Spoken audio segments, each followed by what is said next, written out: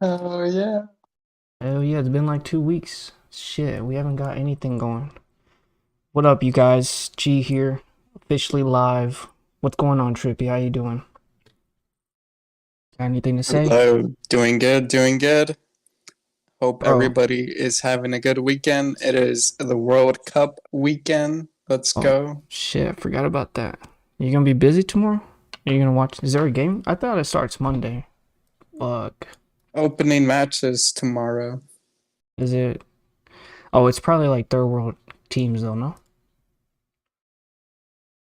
Uh the host nation goes against Ecuador for the first match.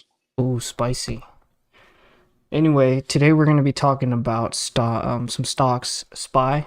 Oh, I'm not sharing my screen. Let me share my screen real quick. This is all like non-recorded, all live, so not very well prepared, but I think it'll be good. Let me share my screen for you real quick, big dog. Screen, which one is it? Screen number 2. All right, let me know if you can see it.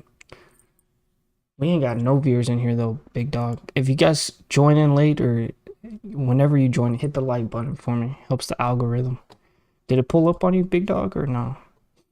Yep. Sweet. All right, I'm gonna drag that one actually over to the other side. Can you see it?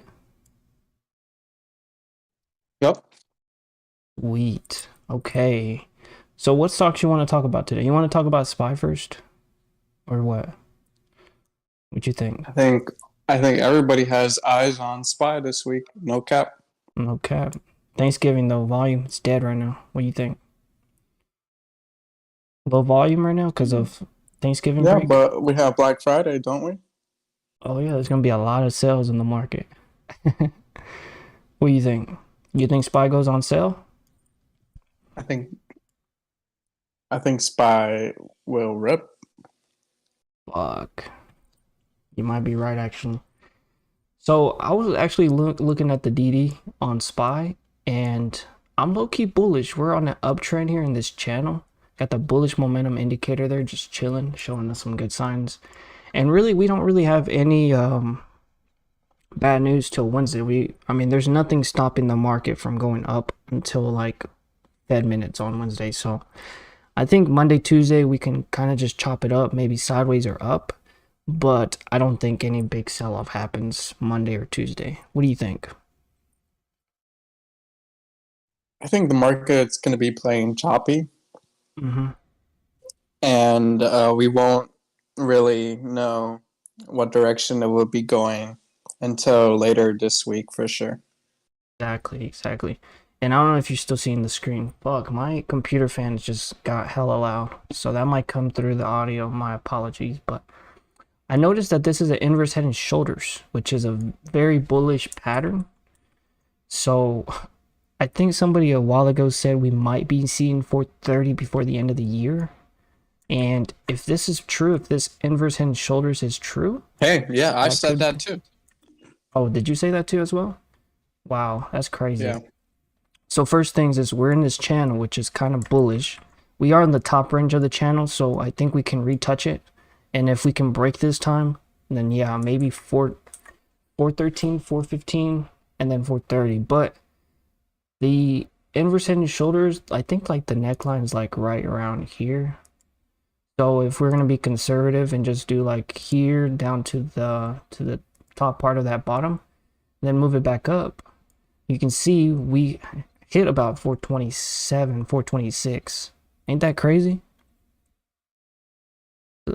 I'm sure you've seen that inverse head and shoulders pattern, right? That's what people were talking about. Yeah, So I see it. I think things look bullish. The only thing in the middle, like dead ass in the middle, is Wednesday when they get the Fed minutes and stuff. But just how the market's been reacting, like to Powell's speech, they don't really care. Like this is the sell-off for Jerome Powell, and then now we're actually trading before or ahead of, on top of Jerome Powell's speech, which is crazy. Like it basically just took the only good things With from. Hmm? my bad, go ahead. No, I was just gonna say the market just took the good stuff from the speech and ignored everything else, and then the data that came out just basically gave it more energy to It's keep funny pushing. because with just every little thing that Jerome Powell says that is barely even bullish, the market takes it and just Runs climbs with it. with it. Exactly. It just starts gassing with it. Fuck, that's crazy. Damn, my gain always running. So do you want to look at a few stocks? I think. Oh, one thing I wanted to point out Let's is go ahead. last Thanksgiving we were pretty much sideways, and that's I think this week we had pretty low volume. I went back and did the DD for last year's Thanksgiving. I'm not sure if you can see it on screen, but where is it? This is the week of Thanksgiving right here. Basically, first half of the week, Monday 2020 or 2020, the 22nd of Monday, and then up till Wednesday we were kind of sideways, not really doing much. So I wouldn't expect a huge move just yet. And then what's crazy is this is Wednesday, Thursday we had the day off, and this is Friday. So basically we gapped down on Friday. But Friday's like a half day, I think. So what are your thoughts on that? Well, Oh, you kind of already said it, I right? am, yeah, I am bullish in the meantime, and I do believe that we will rip and it will show the direction we're going at Mm-hmm. the end of this week. I do believe that Monday, Tuesday, and possibly Wednesday we could be choppy, Mm-hmm. unsure of what direction to go. I do think we'll stick around the high 390s. I do believe that, guys, and Yeah. keep an eye out for that as well, because as soon as we hit 400, we could possibly just go straight back up to what level again? Possibly 430. around the 410s, Oh yeah, um, 410 first. 420s, 430s for sure by the end of the year. That's crazy, huh? Yeah, the only big things is like, so the bullish thing is we got the Santa rally, right? People want to hype up the Santa rally. People want to talk about um just like a pivot and stuff. And I know the bottom's not in, like the long-term bottom's not in, but maybe this is a short-term bottom. Cause we gotta like I gotta start being so bearish and acknowledge that we've been we're the bears are being greedy at this point too, because people are saying, well, the bottom's not in, but all year we basically been I down. want to give a quick shout out to all of my friends who are watching right now. Logan, shout out to you. Shout out to Logan. Who else is watching? Maybe Andrew. Shout out to Andrew. Shout out. Okay. Plug it up. And if you have any breaking DD news, just plug it in. You know you can do that. Should we start moving into like first couple stocks we should talk about? We had some retail stuff For come sure. in. We had retail last week. We We have had a not so hype-ish week for earnings this week, but we have a good catalyst, a good catalog right now. this is the list here. I think earnings are pretty much dead. There's like maybe one or two that might be playable, and that's Zoom and I think like Nordstrom. And I think that's it. Maybe Baidu if Yeah. you want to play some China stuff, but pretty much everything's done for earnings. I So I this week, believe oh sorry, go ahead. no, go ahead, King. I forgot which person had a big stake in Zoom. I forgot. Fuck, It was one Kathy? of the big guys, but I don't remember off the top of my head. Is it not Possibly Kathy? Kathy Yeah, Wood might be a big holder of Zoom. she is a Um, big holder, but um, she's been bag holding actually. So it's not like a big stake. That's a good big stake. You might be yeah, talking about the other guy. You're talking about Netflix big yeah. stake. I can't think of the guy's name. Hold on. All right, you can look it up. The reason I want to point out Nordstrom though in Burlington is because Ross, Gap, and I think there was one other one that reported last week, and they actually did surprisingly good on earnings, right? And the reason is because it's a recession environment right now, so a lot of people are leaving like the expensive stuff and going to like, Warren Buffett. My bad. It's Warren Buffett. oh really? Is it Warren? How do you forget Warren Buffett? I don't know. Fuck. Anyway, you have any thoughts on these retail earnings that came out this past week? Ross, Gap. I'm so bearish on Gap. I'm pissed it went up, but It lost all its gains, but Yeah, I think Gap still has a downside play. oh yeah. I do believe the Yay news that came out with it. Mm-hmm. I Super don't think bearish. I don't think it's finished yet Yeah, on the downside play. right. So And if it's you could buy some puts could yeah. be the move for Gap. I was expecting retail to be Dump. bullish and pump Oh, you were? because Fuck. yeah, I think Nordstrom. I'm bullish on Nordstrom for sure. I think they would go up. Damn. I should have got with you before I got those puts. Fuck. Yeah, So because look, like stores like Ross, Marshalls, I do believe people love those companies and always shop with them. yeah. Quick thing real quick. I want to say none of this is financial advice. It's all this is entertainment because a lot of this stuff is just our opinions and then people be hitting the dislike button and I'm like we're not even financial advisors, so just take all this stuff, as a how you say it, with a grain of salt, Mr. Trey. But yeah, I was thinking I got puts on Gap and I got crushed. The earnings weren't good. And especially the outlook, like, how are they gonna perform with no Kanye? Come on, Mr. West, Mr. West, you know? So this one I Yep. think does have downside, but it is in a recessionary state. So I think low term or short term it could be bullish just to fill this gap completely, which is like I guess close to $15. But then like long term it's gonna probably come back down to $10. But Ross, this one, I think they did really good, and that's because of retail again. They're going to the, the cheap stores. They're buying up stuff that's like discounted, marked down. But this one does have a gap now, and it looks like it's trying to fill it, so it could come back down, retouch 100, I think, before it continues going up. But I'm low-key bearish on this as well. Fuck. So that's the reason I was bringing up Nordstrom and Burlington. Definitely Burlington, I think, has more of an upside than Nordstrom because Nordstrom's a little more expensive, right? Or is it straight up cheap? Um, I thought Nordstrom was more I would expensive. say Nordstrom has a little bit more luxury brand items in Burlington. Mm-hmm. But I think most of the time they are around the same price ranges.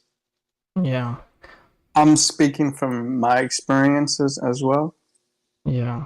So I think calls on Nordstrom might not be bad because look, it's trading underneath its last earnings where it gapped down.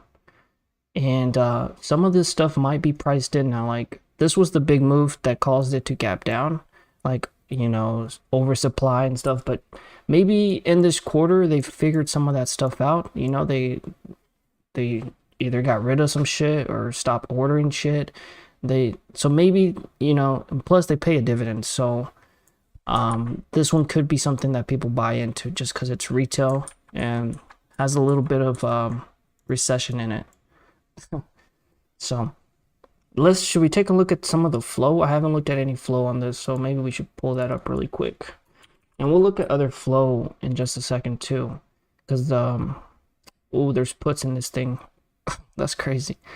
21 puts for this week. 123K, about 190. Is that right? About 180,000. And they all got added at the ask. Let me look at the volume versus open interest real quick. Oh, this is spicy. Look, it came in as bullish though for some reason. So 1,500 volume. So it could be that they're selling these puts. Let me see. No, they came in at the ask. They came in on the ask. That's bearish. Okay, that makes sense. These are puts, so these are bearish. Fuck. So that goes against everything we just said.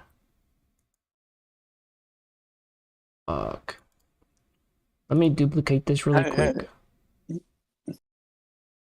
What happened? The dog's getting crazy right now? No. I'm just saying. You never know. The market flips and stuff like that. So Mm-hmm. that's all I want to say out there. So I ran over to the live hot chain stickers. By the way, you guys can get to this thing. Put the link down there If you use my link, you get 5% off for signing up. But this is the hot chains ticker here. And so I've hit all the indexes, higher volume, open interest. So these are the filters I applied. Most of the stuff that's coming in is actually puts. There's actually $12 puts. Now, I don't really think Nordstrom would come down to 12. Maybe the $16 puts are interesting.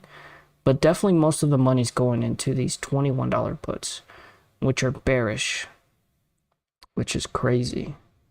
So if they want these to print, this would have to close at about under 20. So let's also take a look, and we can get to the earnings thing from here. Let's do that. We're going to see the expected move. So Nordstrom expected move 17%. So 17% Nordstrom. You think it goes to the upside or to the downside? 17%.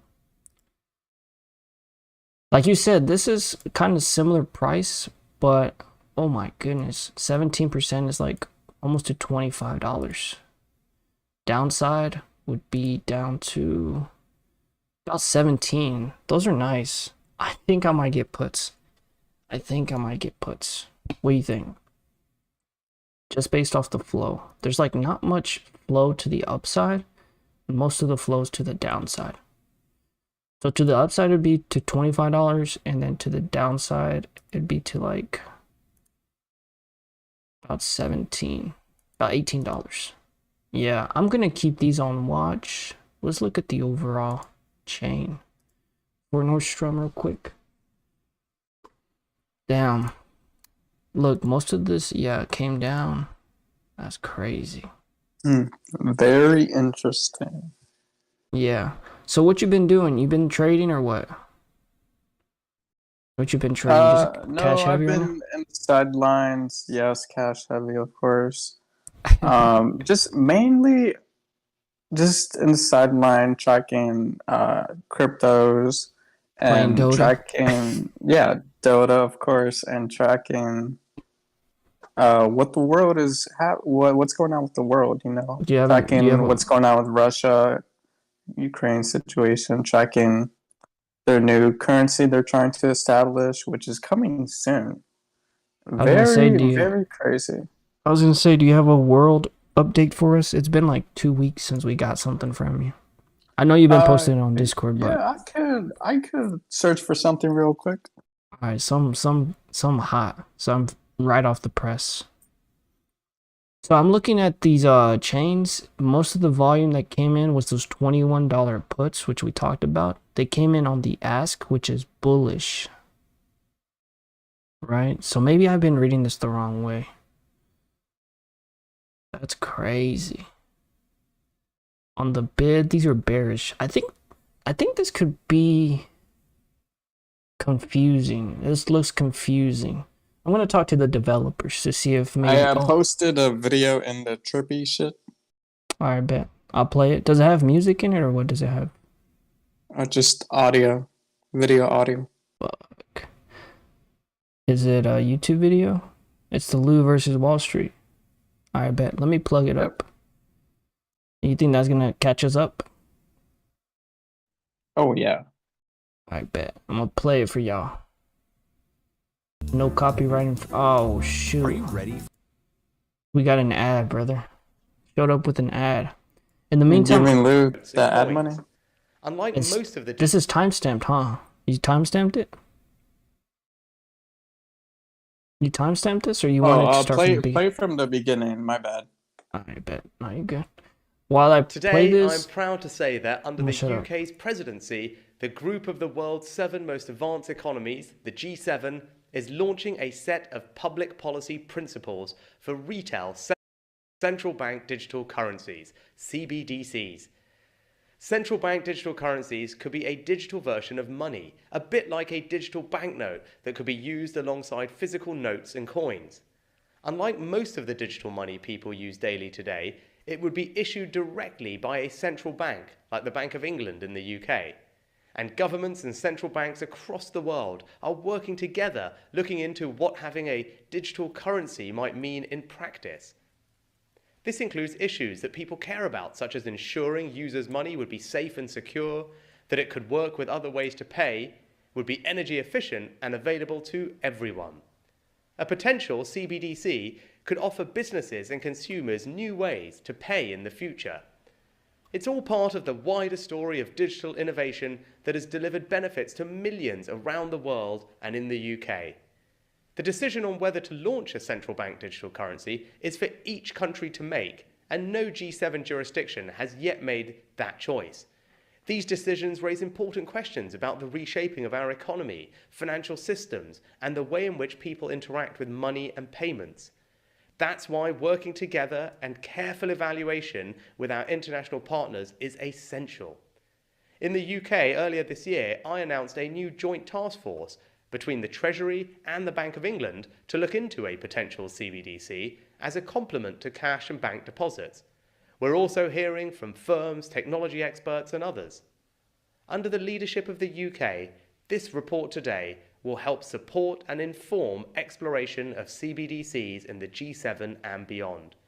With these principles, the G7 is leading an important step change in the global policy conversation. The report covers a range of important matters, such as financial stability, cyber resilience, energy efficiency, privacy, inclusion, and tackling illicit finance.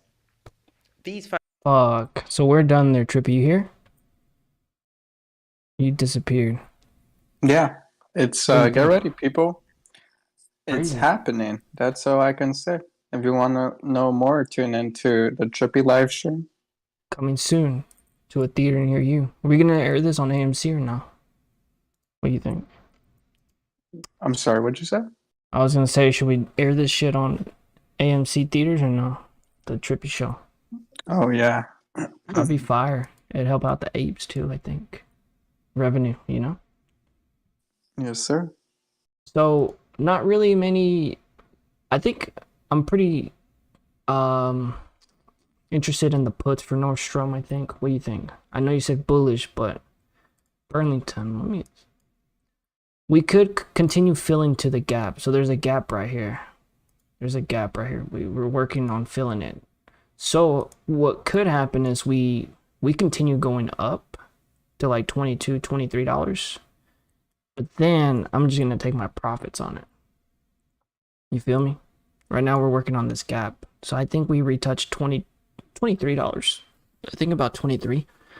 So I'm going to keep this one on my watch list for the upside and then consider maybe some puts just based off some of the flow that we saw. Right? And so for those that just came in, the flow that we noticed was what was it? Most of these that came in, you know, short-term expiration, calls and puts, all sources.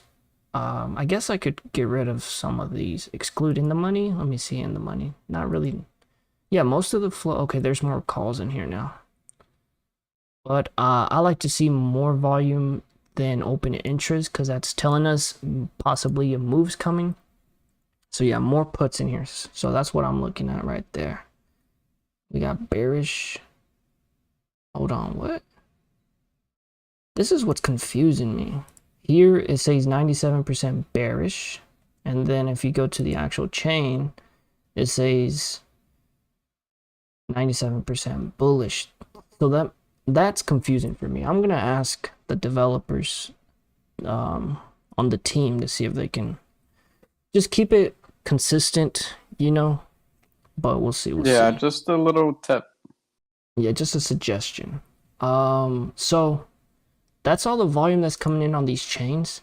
So I've been reading these wrong then. See, when I look at these 115 bullish, these are technically actually bearish.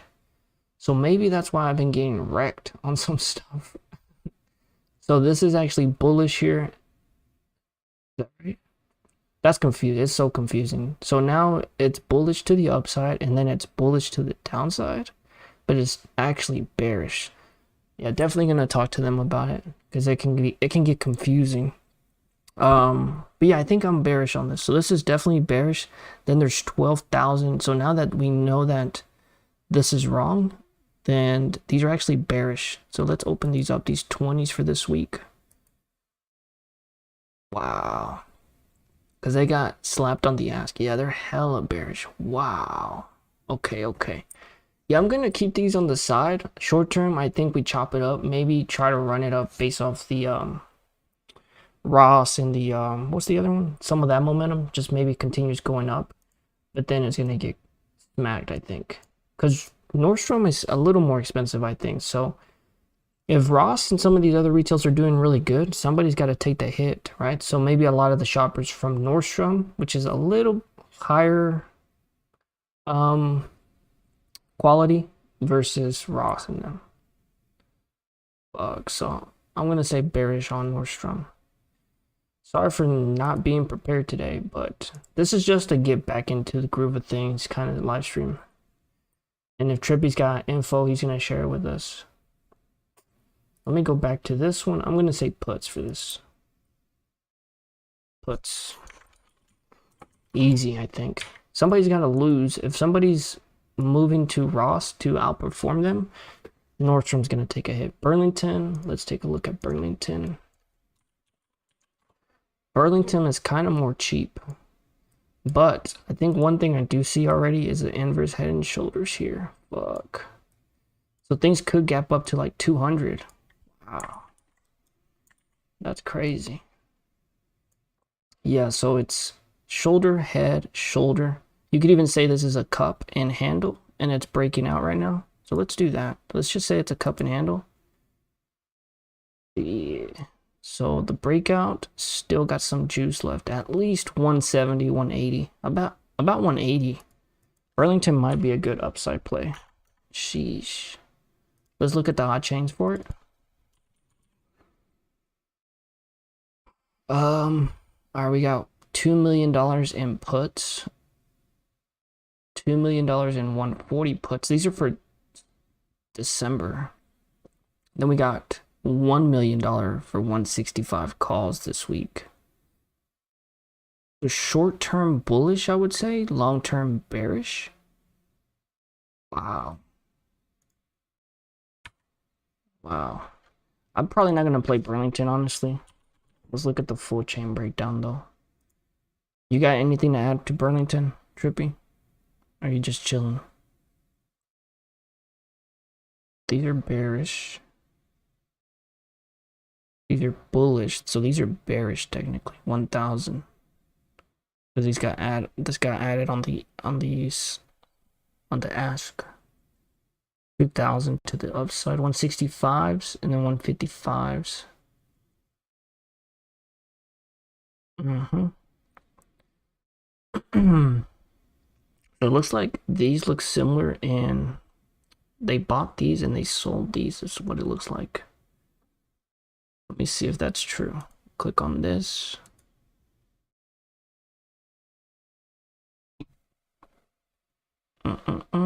Right here, it looks like it's a spread. Let's see if it's true. Yeah, look. The 1125s, 165s, 152s, and then they sold the one. It looks like it's a long call ladder. So one of the things that they're doing now, they're actually identifying the strategies that they're doing. This is still under testing, but this is a strategy. It looks like a spread of some sort. 1 million, 1.36 million. Let's look at the strategy real quick, see what it's talking about. Long ladder. A non-exhaustive list is provided. So what they would be buying the 165s, the 152s, and then they're selling the 190s. Overall, it looks more bullish to me. Yeah, so they've got the 152 calls as insurance. They're hoping for the 165s, and they're selling 190s. So I'm going to lean bullish. This is a 1.36 million order. That's pretty big, honestly. So let's look at the implied move for Burlington. Damn, 13.2. We're at 157. 13%. So about 178, which is crazy. It kind of completes that cup and handle that we talked about. Sheesh. Right there. Some sort right there. Yep. About 178, 180. And that's why they're probably selling the 190s, because obviously it's not going to get there this week. So they're just going to go ahead and take credit for that. Yup. All right. Let's just see if there's anything else coming in for this bad boy real quick. Most of this stuff is calls. Yeah. Okay. Okay. We're gonna get rid of that. We're gonna get rid of Jordan. So I think Burlington might be bullish based off some of the orders. Say calls for this one. Fuck it.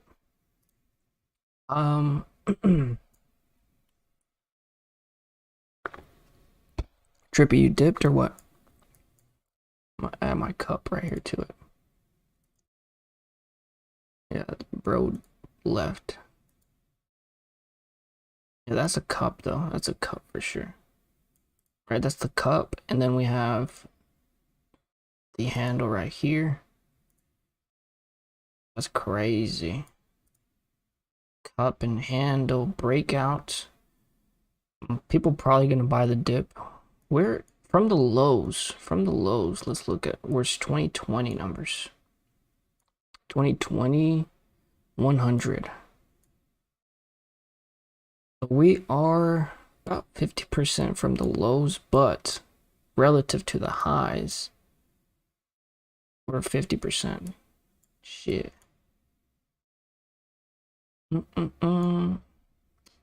Technicals say buy still, technically, yeah.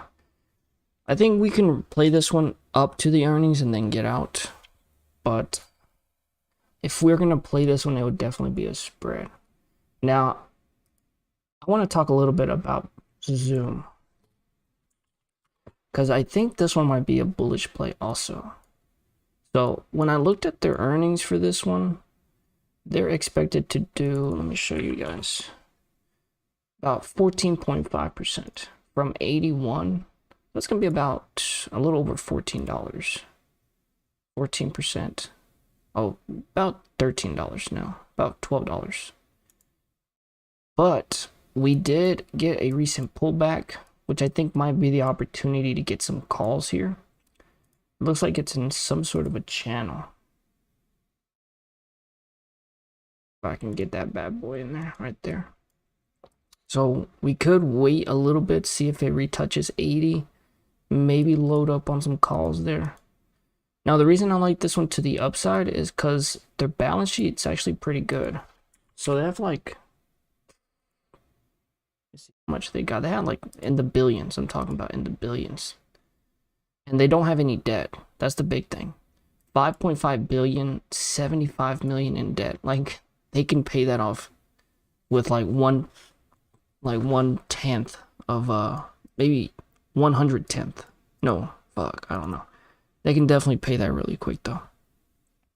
So they've got 5 billion in cash. They're bringing in about 4 billion annually, and then they're worth like about 20 billion, but minus the cash, like 15 billion.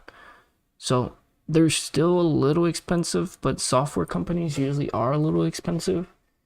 So I'm kind of leaning bullish for this one, surprisingly. I know I don't really like the stock, but trying to play the game that's gonna make me some money. So I'm gonna look into calls. Let's look at some of the flow for it first. Zoom. Let's see what we got. Let's sort this by premium. All right, so right off the back, we got 180 puts, 1 million. Now, this looks like a lot of this stuff came in bearish, but it's so close to the actual underlying stock value that it could be that they actually sold these puts. That's my first initial guess. Then the next two are actually calls, 187s and 186s. That's 300,000, about 150,000. So almost 500,000 going into these 86, 87 calls. And then we've got $74 puts. So these have about 489 volume. Let's look at some other stuff really quick. Let's look at the overall.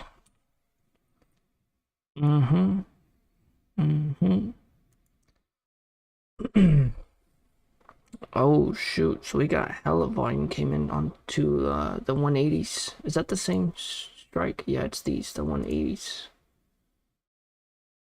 So they didn't get filled at the bid, they got filled in the middle. That's what I'm saying, they could be part of something bullish. Damn. I'm gonna say I'm bullish for this, honestly. The expected move for this is how much? 14% up to like was it 93? Yeah. I mean, I don't see this going down much lower. I think the work from home is gonna stay here. But yeah, that makes sense. It's gonna, yeah, definitely get calls on this, I think. That's what I'm gonna do.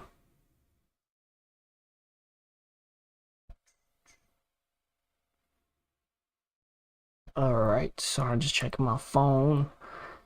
Trippy, you there? You left. This motherfucker left. We're gonna close Burlington and go look at Zoom.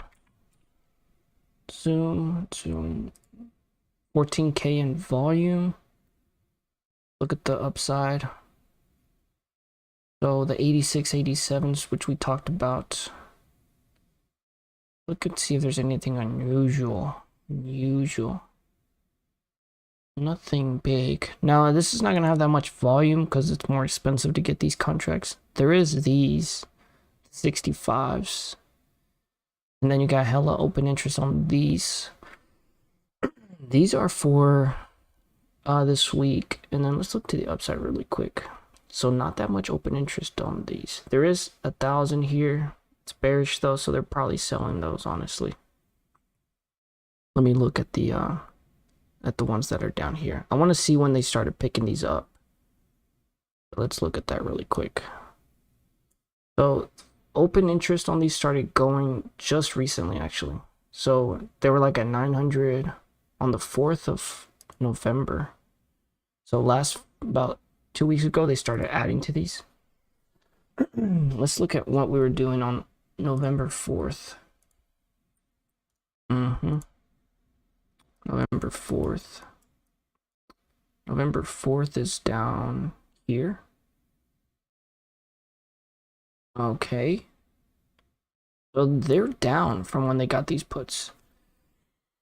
Wait, where those puts are? Yeah, they're down from, I mean, they could have sold, but the open interest actually went up, so that doesn't make sense. The open interest kept going up, so it could be them averaging down. They've got added on the ask, so that's bearish.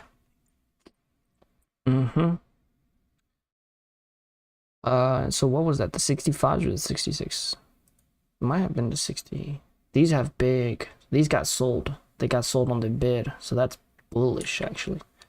So the 67s got sold, and these are probably going to be sold too, right? Because they got done on the bid side. Interesting. That's crazy. And then we're looking at these as well. The 70s. These are bullish. These are bearish because they're technically on the ask, so they're bearish. 70s, is that the ones we looked at? Yeah, these are the ones they started adding. Okay, the 71s, let's see when they started adding these two. These just got doubled up really quick, actually. But they're on the ask. Let's see. Yeah, they're on the ask. So these are definitely interesting. What are we at right now? 180, so that'd be a $10 move. 72s. These actually just got added to. So there is more open interest to the downside recently for this week. Let's look at upside.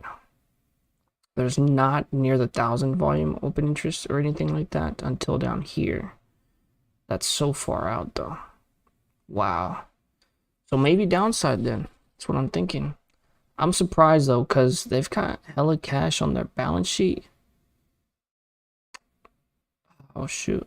Let's look at these really quick because I want to make sure these got like, just curious, just want to see what kind of spread they're doing.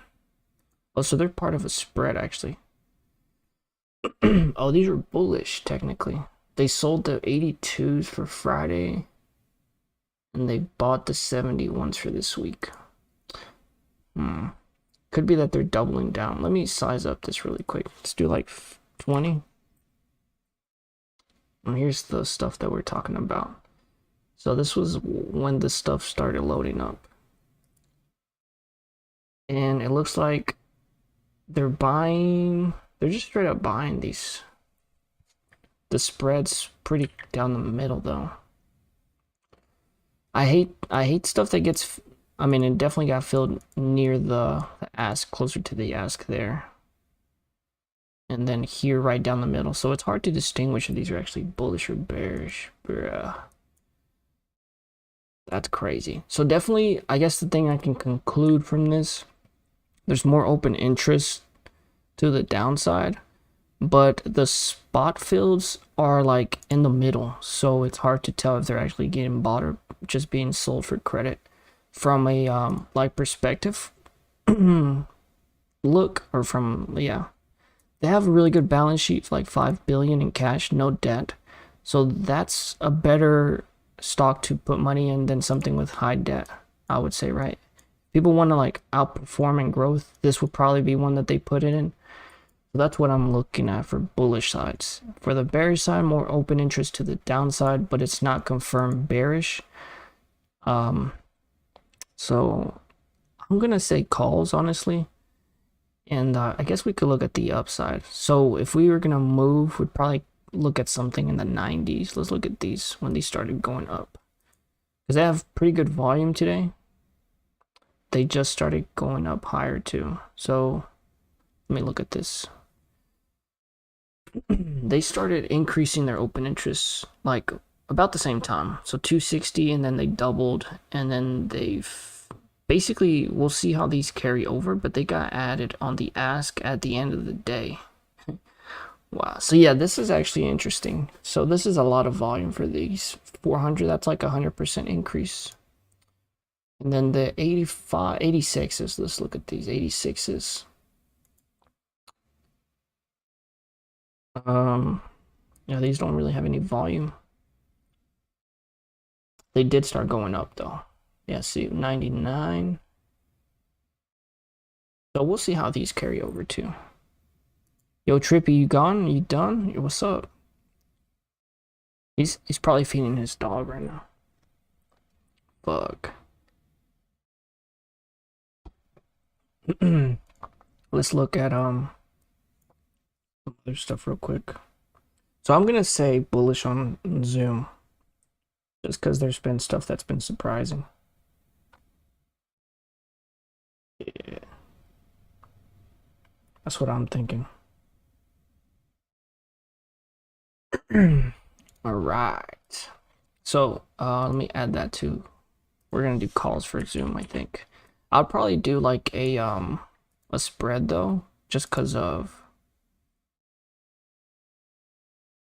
the IV crush. Is that what you say? Zoom IV crush.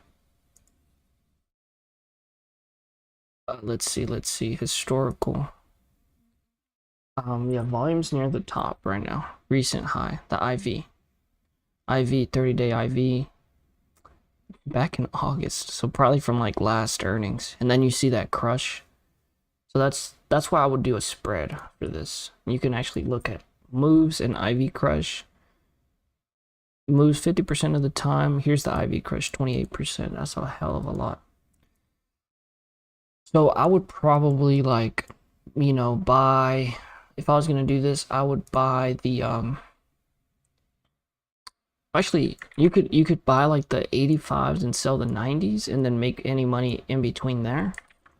Or I guess you could do sell puts. You could sell like 87 puts and then buy, no, I'm sorry, you would sell like the 90s and then you would buy the 87s or something like that. So that, I think that's how it works. So let me, yeah. Let me double check on my phone actually. You would want to, if you're bullish on this, you would want to sell calls that will expire worthless, right, as a credit. And that's how we'll take advantage of the IV crush for these.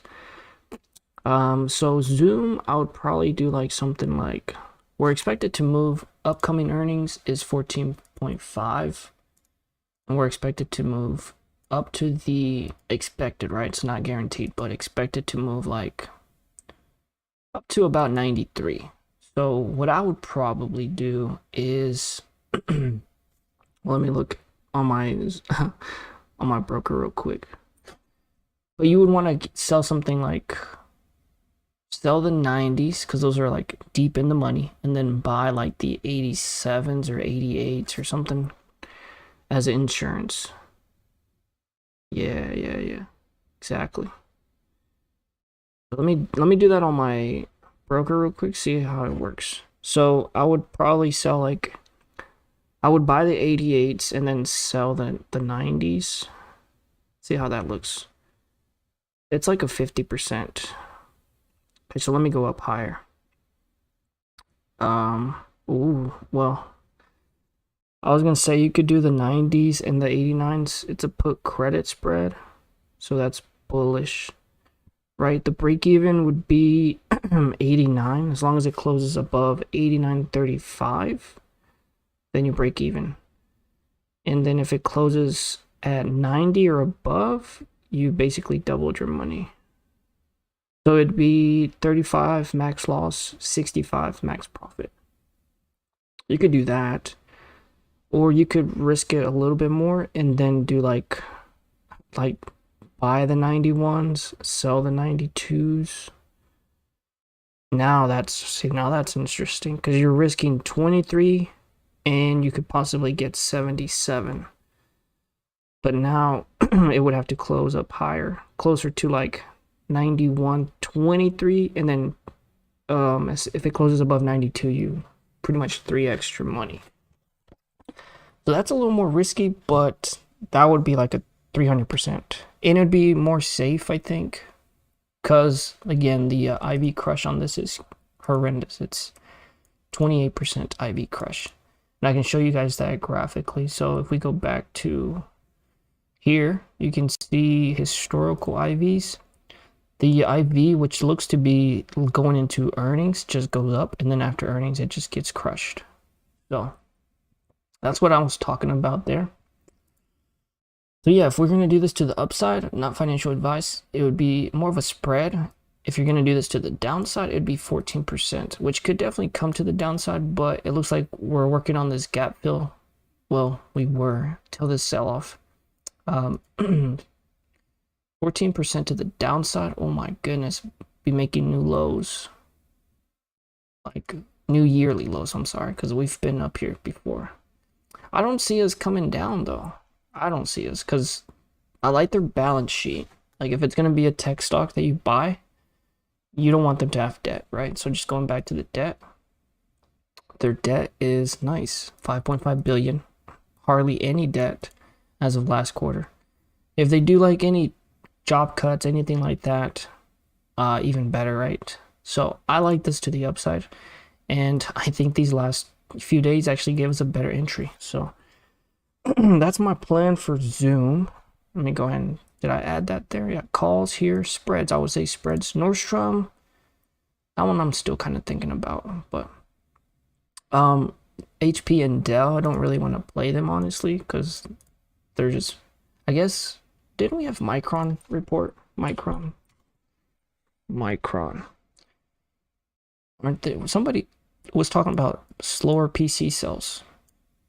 I'm not sure if it was these guys or if it was Intel. Somebody did. No, I think it had to be Intel. Yeah, it probably was Intel. They went up though. Yeah, because that's priced in. That's priced in, is what they were saying. You know. That's crazy. I'm not really gonna play Dell or HP, so let's not talk about them. Let's actually dive into some flow, some real flow, like live, no like filter, no recorded, no practice flow. I'm just gonna go into it and see what I find. Let me just find something good on my Spotify. Where the hell is my, oh, here we go. Yeah, so let me okay, just gonna pivot here and go into unusual whales. Again, you guys can use the link and get 5% off and sign up. You can sign up for free. If you want to upgrade it to like get actually flow data and stuff, then there's like some free flow stuff, but then there's more the premium features. If you want premium features, just upgrade. But use the link to sign up for free, and you can upgrade later and get the 5%. Okay, so this is probably my favorite tab. This is basically right here, live hot chains tickers. Then I click filters, and I think they're still adding stuff to this, but I just basically omit Tesla and Apple because they're so heavy in options, so much volume. And then I exclude ETFs and indexes, higher volume open interest, exclude in the money. This is what I like. I do 500, and then I do volume open ratio over 3 just to start off. You can manage these and move them, and then 35 date till expiration. So that's what I like there. And then what I like to do is just get rid of the ones that expired this week. If you're more of an aggro trader, you can leave the 25s. I like to leave those off just because it's a little too risky for me. So basically what I have here is all the contracts, not this coming week, but the week after, right? So the 12th, the first week of December. And then this you can kind of play around with too. You can do both calls and puts. I like to focus on one side and then flip it. So we're gonna focus on the puts only, right? So we're gonna hide all calls. And then what I like to do is go over here to premiums, and I like to filter by premium, right? So now we have all these orders that came in. You can actually show more if you want. But we have all the flow that came in, and we've got it organized by premium. These are the 3 columns that I'm gonna watch: premium, volume open interest ratio, and of course volume. We'll talk about that in a bit. And then bullish bearish premium. And so now, since I'm like really focused on puts, I want to see stuff that's like just heavily leaning bearish. So like these first BURLs, those 155s for 2 weeks out. So that's the first thing, right? We're first focused on premium 2 million. Now we see that it's like heavily leaning bearish. And then now we see that the volume open interest is high. So this is definitely one that we could look into further, right? I'm not going to look into Burlington because we've kind of already talked about it, and I'm low-key bullish on it. So, but this one, like for this one and for like, let's do another one. Nikola. So this is filtered by, so we can just scroll on down and just kind of focus on stuff that's leaning bearish. So 100, Nikola. I don't like Nikola. Zoom. We could trade this one, but we already talked about that one, so I'm ignoring that one. AAP, I don't even know what this is, but let's look at it, all right? AAP, so I'm going to first look at what it is. So AAP, Advanced Auto Parts. Okay. Okay, so they just took a dump on earnings, it looks like. Let's bearish momentum, bearish. So bearish momentum on the daily. The MACD's already crossed. Let me reset this. Actually, I didn't mean to do all that. Yeah, still bearish. Technicals are bearish. So I could see that. I could see why they're doing that. Let's look at the lows. So we're at 147. The levels on this. So we're just running an example, right? So it could retouch the 144, 143 level before people start stepping in. And then the next level would be down here, like 132-ish. So this one's already came down a lot recently, so I would not want to play this. I would watch it to see how it reacts here. But that's the, let me go back to, where's my hot chains? Okay, so that's here. And that's a lot of volume, so people could see more downside because the open interest is only 200. And that actually has a few more like a couple weeks still. So this one could be interesting. They're just a little expensive, honestly. They're like $4.50. They're not really worth, you know, especially the volume. I don't think it moves that much. So I'm not going to play that. All right, so we're just going to move that. ZIM, I've never heard of ZIM. Let's look it up, though. ZIM, what is this? Integrated shipping. Oh, so shipping, that one actually, it should go down, right? So FedEx and them, they do shipping. What do they do, though? Technicals say sell. Logistics services offer shipping solutions. They're bearish on it. It is technically in a bullish momentum. This is a bullish momentum. I guess this is a pullback. It isn't a strong support. So these are boomer stocks. I'm not going to play these, but this is just an example. The technicals say sell, so I would probably expect, you know, the retouch of $23. But it's already came down a bit too, which is weird, right? So a lot of the SPY stocks have just been chilling, coming like sideways and stuff, but this one's down 12%. And 12% is a lot for this one because normally, I mean, it moves in between like 6% ranges, right? So that's double what it's doing right now. It is at a strong support though, so I don't know. Wait, let me look at... Oh, this just IPO'd when? And last year, so this doesn't have that much history. Wow, see, we had this pulled back up here. Consolidating, huge breakdown, that's crazy. It is at a strong support.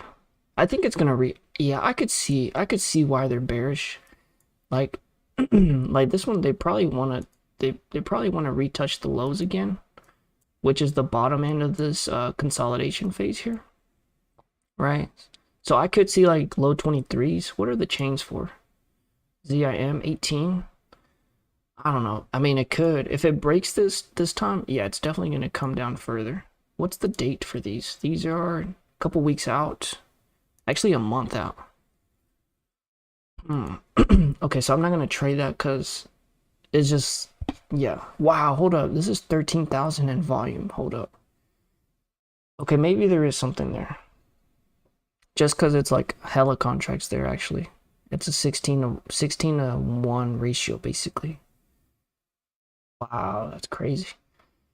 I wouldn't straight up jump on this first, but let me look at the volume. I'm gonna reset. And reset. Fuck. We don't even have plug in here tonight. That's crazy. Yeah, see, there's a lot there's a lot of consolidation. So it's not going to be easy breaking down through 23. That's the only thing that's nerve-wracking for me. So I think it could like wiggle its way into this range, maybe consolidate, and then if it breaks down, then yeah, we'll be talking about some puts. So that's what I'm looking at for that one. Oh fuck. I just got water on my phone. Alright, so we're gonna ignore that one.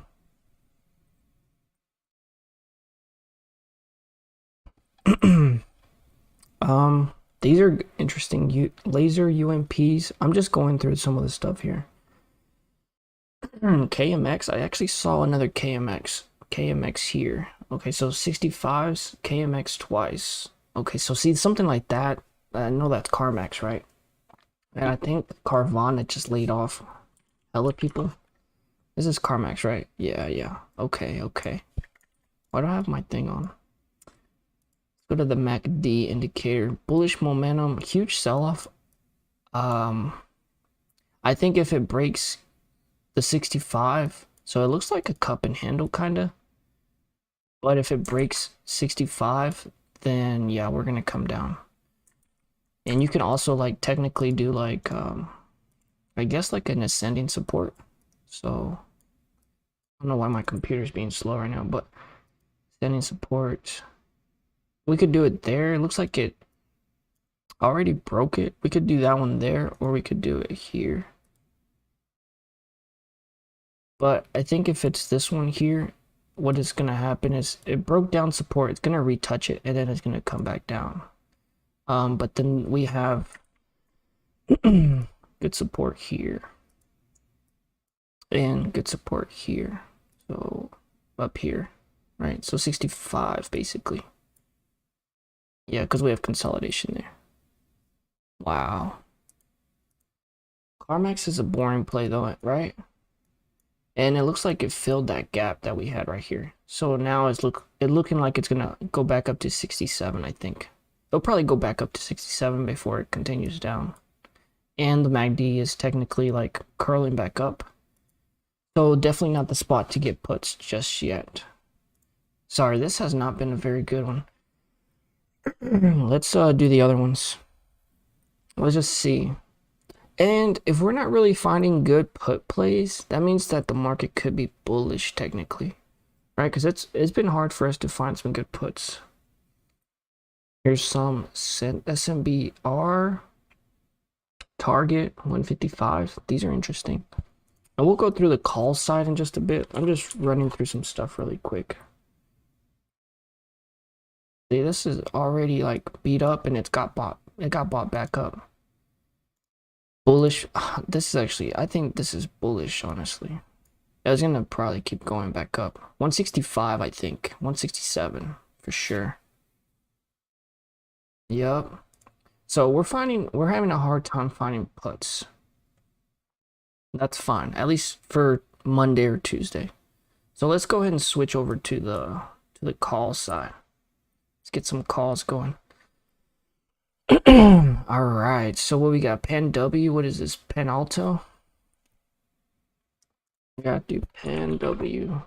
Yeah, Apollo. Did they beat? Yeah, they beat on earnings. So people are bullish on this right now. Let's look relative to the highs. Where's it at? I don't really want to trade Pan Alto. Crowd. These are the first big ones that look interesting. SITM. What is SITM?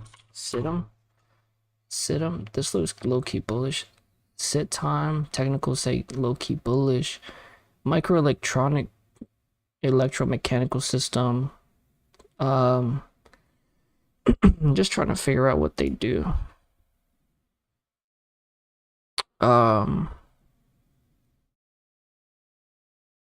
Transforming the timing industry.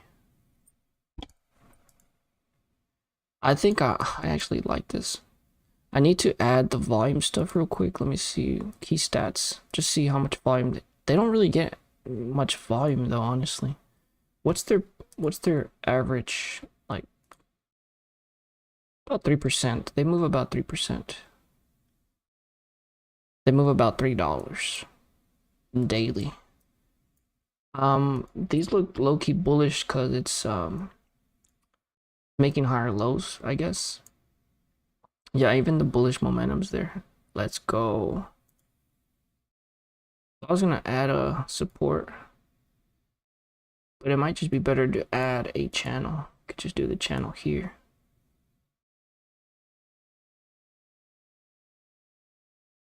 Yeah, let me do that here. There we go. So we'll probably go sideways a little bit, I think. Maybe sideways a little bit and then try to go back up to the next up. Yep. That's what I like about that one. SITM 110s for a few weeks out. $5 move. Big volume, a lot of money in there. So after I like something I kind of like this, for example, the next thing I want to do is just look at the sets, the stock individually. So we've got $125 puts, we've got 110 put or calls. I'm sorry, I'm an idiot. 185 puts. Most of that money is going into these calls though. 1300 volume, very low open interest. Yeah, so this one, I think it's low-key bullish. Yeah. I just don't like the volume. It has very low volume, but it still moves a couple dollars a day. So let's look at these real quick. Well, actually, let's look at Situm real quick. Situm. So that's the only thing that came in. The big one. Yeah. Yo, what up? What happened? You left. Yeah, my bad. I had to go grill some pork. Pork? Pork what? I had to grill pork. Just pork? Oh, Yeah. okay. That's crazy. I'm just doing some DD here. I'm looking at this SITM stock. $800,000 on some calls. Wow, what the heck? It's crazy to me how just people would just like randomly place big money bets. Yeah. Just because they know something, you know? Yeah. It looks bullish though. It looks like it's in this channel and it's on the lower. Oh no, you see my screen still? It looks like it's in this channel and it's making it's gonna get its way back up to 125, something like that. I'm thinking. Like it's got the higher lows kind of thing. And right there, right there. It's just, I think it's gonna retouch this ascending support and then maybe get that next leg up. And it could be forming this cup and handle kind of thing. So I think 113. Oh, this pattern looks healthy though, for sure. That's what I'm saying. And then I was doing the individual, like just sit 'em, breaking down stuff, calls and puts. Really not that much on puts. The puts are down 85%. The calls are still down. There's a lot of more volume in there than open interest. So I low-key kind of like this one, honestly. Actually. Oh, fuck. Let me get my charger. You want to... Oh, fuck. Look at this. Hella spike on the volume, on the cope there. Oh, my goodness. Okay, so this one doesn't... Oh, yeah. This is bullish, bro. This one doesn't get that much volume. So when something like this comes in here, for sure, something's going on. For sure. Let's look at these individually now. The 110s, I guess, are safer. They are expensive, though. They're like $5 a pop. $5 a pop, brother. And they got slapped at the ask. So this is stuff I like, right? When you got the bid and the ask, and then the spot gets filled at the top. Like, you know something's up. Oh, they got alerted by the whales, too, actually. That's crazy. Hey, I'm gonna go get my phone charger. You mind stalling real quick? Or did you leave? Fuck it. Yeah, I'll stop. So, guys, there is a... Let's talk about the FTX situation real quick. Isn't that so not shocking? When you have... I would say the first red flag, the reason why I did not invest in FTX or put anything into an FTX exchange, people, is because when you look at the top Democrat donators, Sam was second place behind George Soros. Like, what in the heck? Are you kidding me? FTX was used to money launder money that was sent to Ukraine back into the Democrat pockets. Like, what the heck? What do you think about that? People, let me know. What happened? I just joined. Just talk about the FTX situation. Oh, yeah. Crooks. What do you think? Crooks? They're in the Bahamas now. They're not going to get... Sam is... He's in Argentina in the bunker with Osama bin Laden right now. They're chilling. Fuck, for real? Oh, yeah. Osama bin Laden lives in Argentina. That's crazy. You believe it, though, or what? Oh, yeah.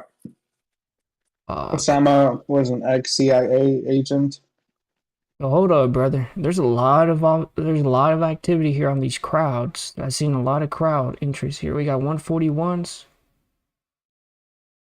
There's the 139s, the 143s, 147. Hold on. We're gonna have to add crowd to the watch list, my brother. Oh, Mr. Plugman, what's up, bro? What's going on? I heard he was fucking the whole team. Oh shit, for real? What team? Were y'all talking about the team or something? Hey, Plugman's in. Plugman's in. You wanna look into some of this, brother? This looks like a bear flag, not like a bull flag. My bad. Fuck, he said they were fucking the whole team. Oh yeah. FTX for sure. You think so? Oh yeah, it was all documented and reported. Oh damn, they had an orgy. Damn. That's crazy. We're looking at, so one thing I noticed, I'm looking at CrowdStrike because they had hella options on it. This is a head and shoulders pattern from my opinion. We got a shoulder, we got a head, we got a shoulder. But It didn't really break down, so that's bullish. That means there's enough buying pressure in here to not complete. Damn, pretty lit though, for real. Hey, Plug, look into CrowdStrike. Something's up with this one, brother. Something's up with this one.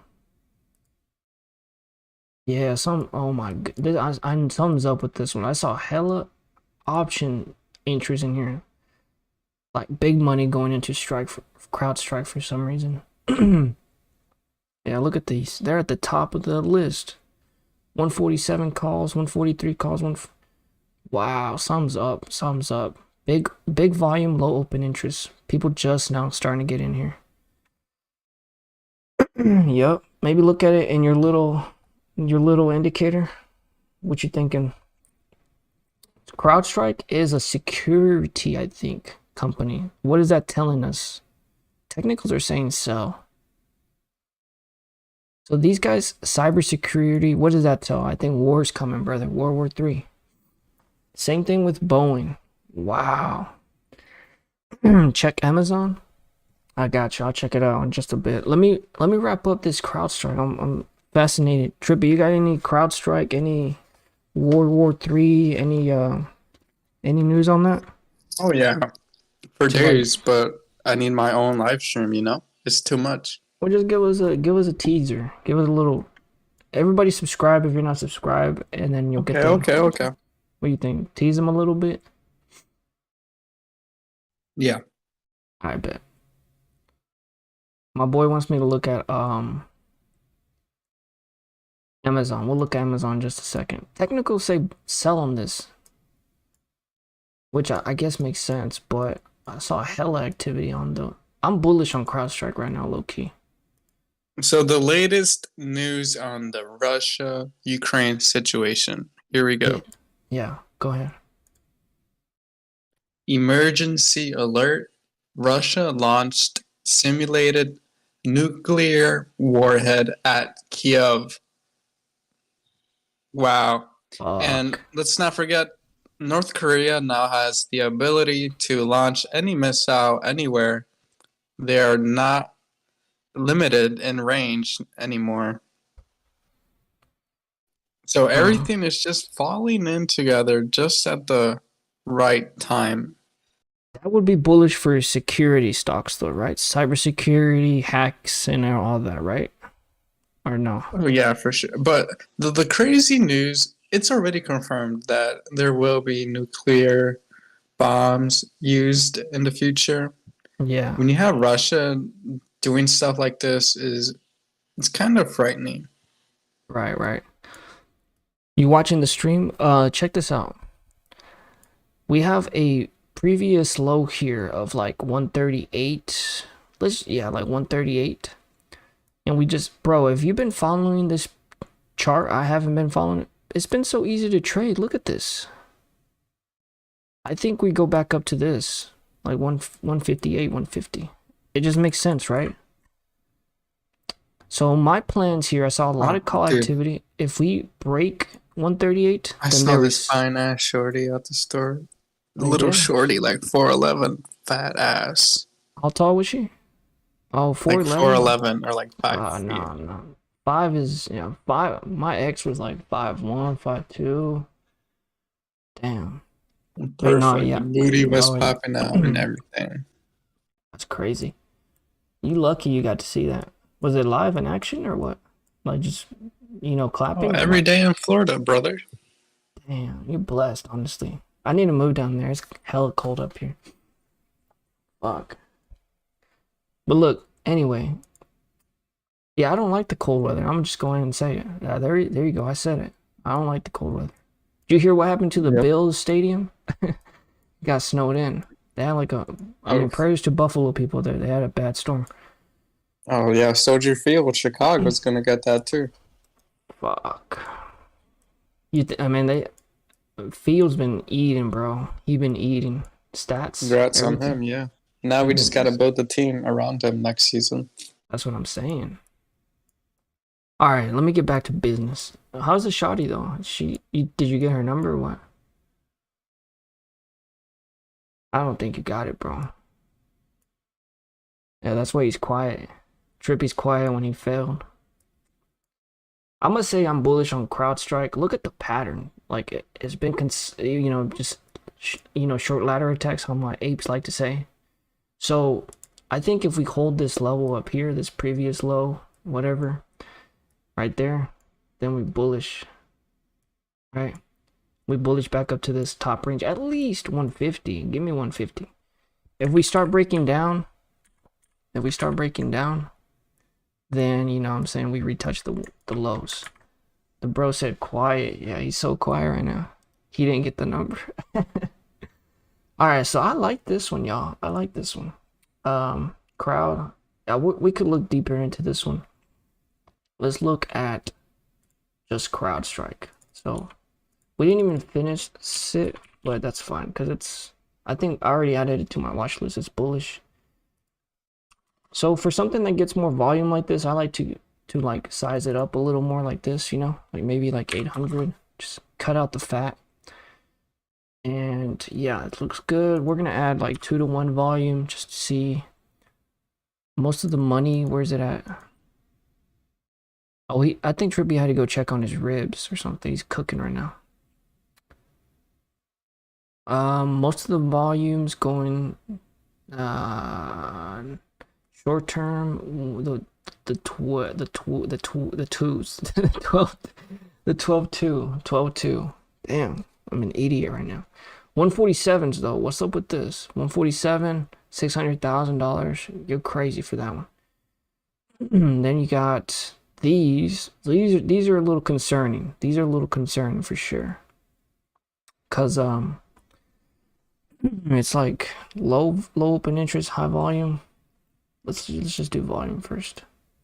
Did Trippy leave? He's quiet right now. I think we put him on blast too much. Most of the volume here on the calls for 141s. I like these. 138s, I don't like these. 700,000 ratio there. Yeah, over 9,000%.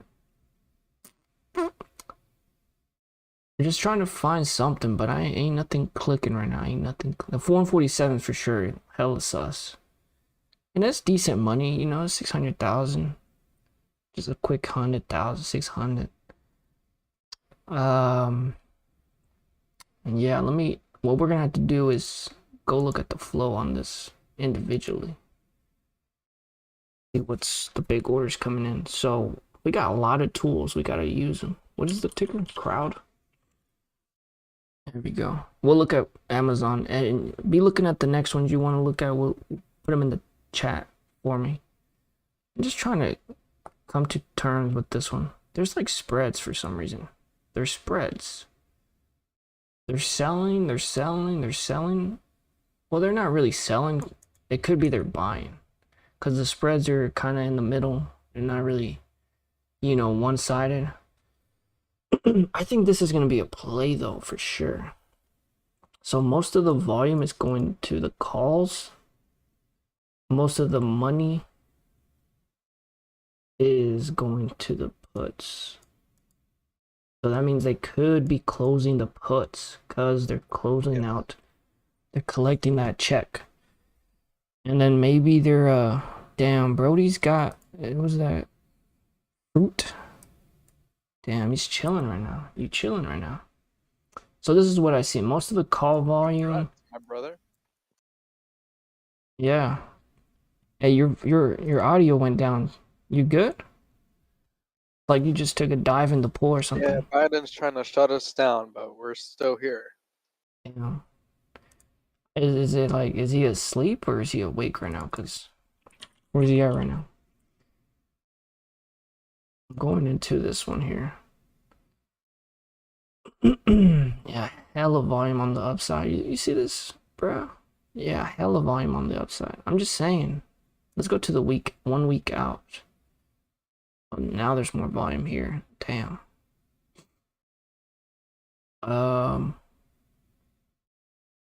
Fuck. Something's going on with CrowdStrike.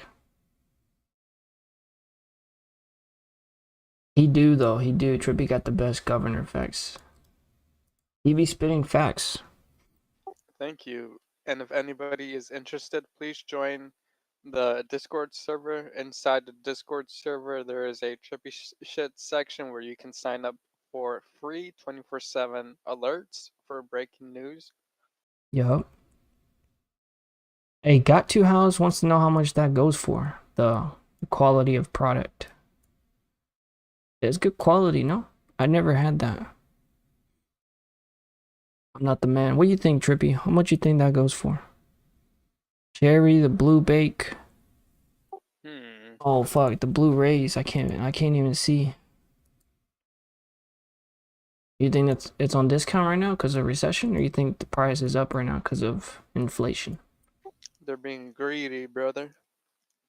Oh yeah, they taking hella good profit margins on those. Bro, crowd is nice though. I ain't gonna lie. It moved like $9.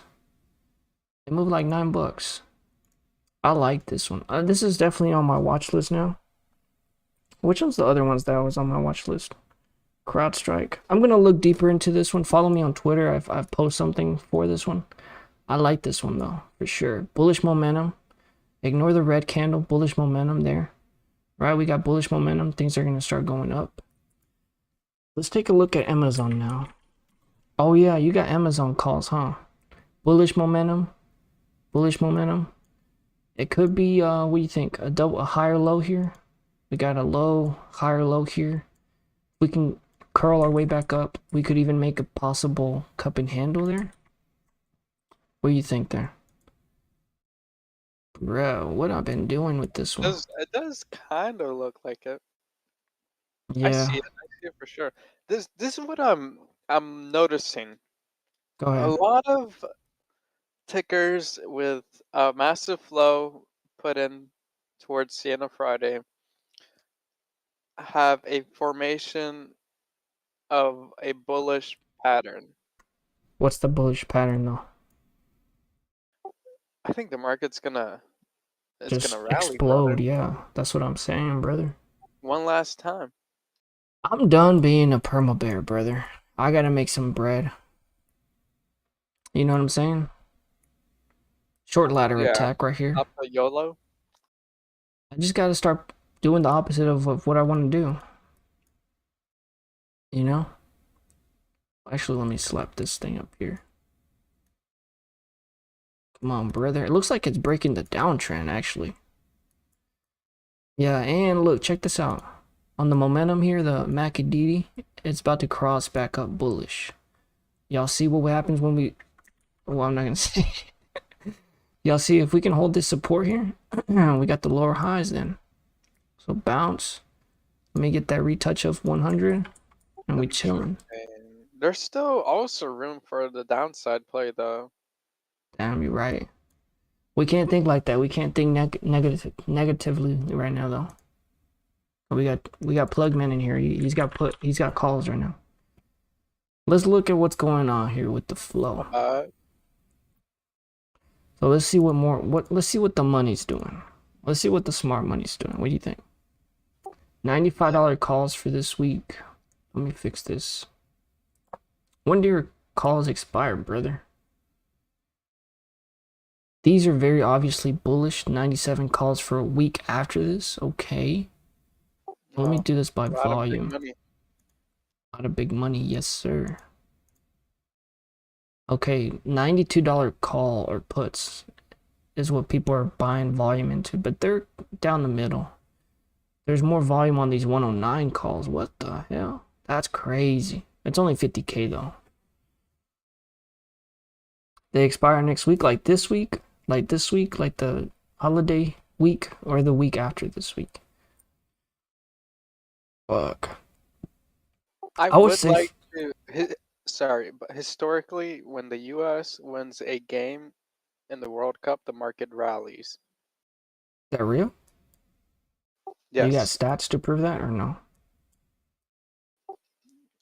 From 2010 and 2014, the market rallied. Yeah. I'm low-key feeling Amazon. Like, we've got that previous low down here. It kind of matches up to what we have here. So if we can hold this ascending support, if we can make it ascending support, a higher low here, right? Then we're making a triangle technically, making a triangle where we would at least see one more retouch of that $100 bill. Then maybe we can break out, fill the gap. That's like being hella optimism right there, just straight up looking at the chart. But then like my brother said, there is room for the downside. That's if we break the support, then we're most likely going to fill this gap. Let's not pray for that. Oh, this holiday week. Oh, brother. You got to give yourself some time, brother. Yep.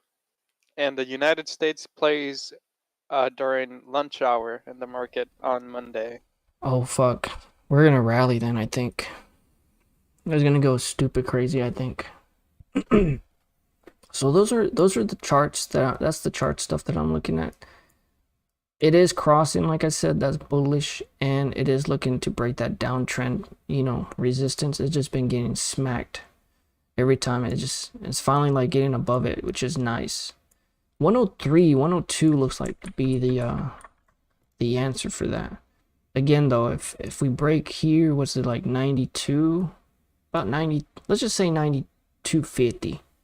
About this 92.50 range here, or 90, yeah, 92. And we're probably gonna fill that gap right there, I think. That's on the 1 hour, the 4 hour. I don't think it's on the daily. Is it on the daily? Yeah, we do have a gap down there. So we have a gap up here, and we have a gap down here. Little baby gap down here. That's crazy. We do have bullish momentum though. That's what I'm saying. Fuck. We have bullish momentum, so I like this. I like it to the upside, honestly. It just makes sense for me. Right? I would say like this. Yup. Then gap up to this 120 level. Sheesh. That'd be crazy, huh? I'm gonna post this on Twitter later. We've got the big downtrend, big daddy downtrend. So that kind of... You think it's gonna be choppy first? Who? You think Amazon's gonna play out choppy and then burst out? No, I think it's gotta make its decision soon. You see what I'm... Oh shit. You see what I'm saying? It's gotta make its decision soon, because it's like at a critical support. Like, where they're gonna fill the gap here, where they're gonna fill the gap here. It's at the either the breaking point or the rebound. Yeah.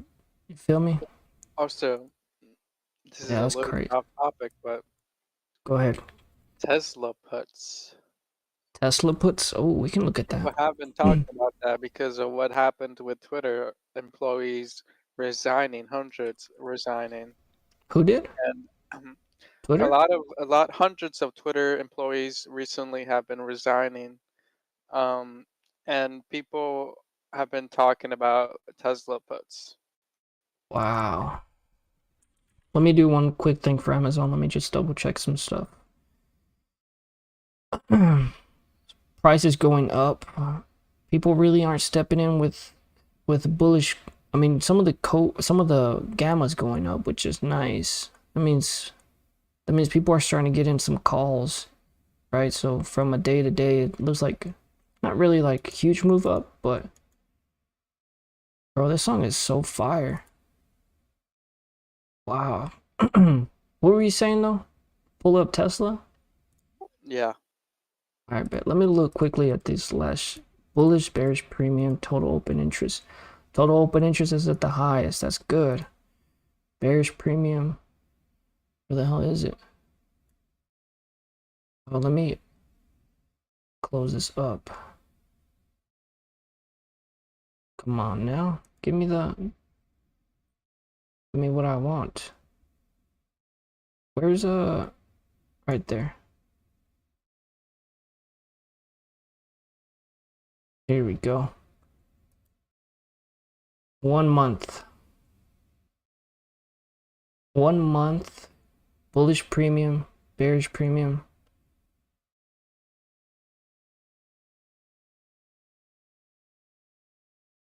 There's really nothing going on there. It's dead right now. All right, let me talk about, what was the other one?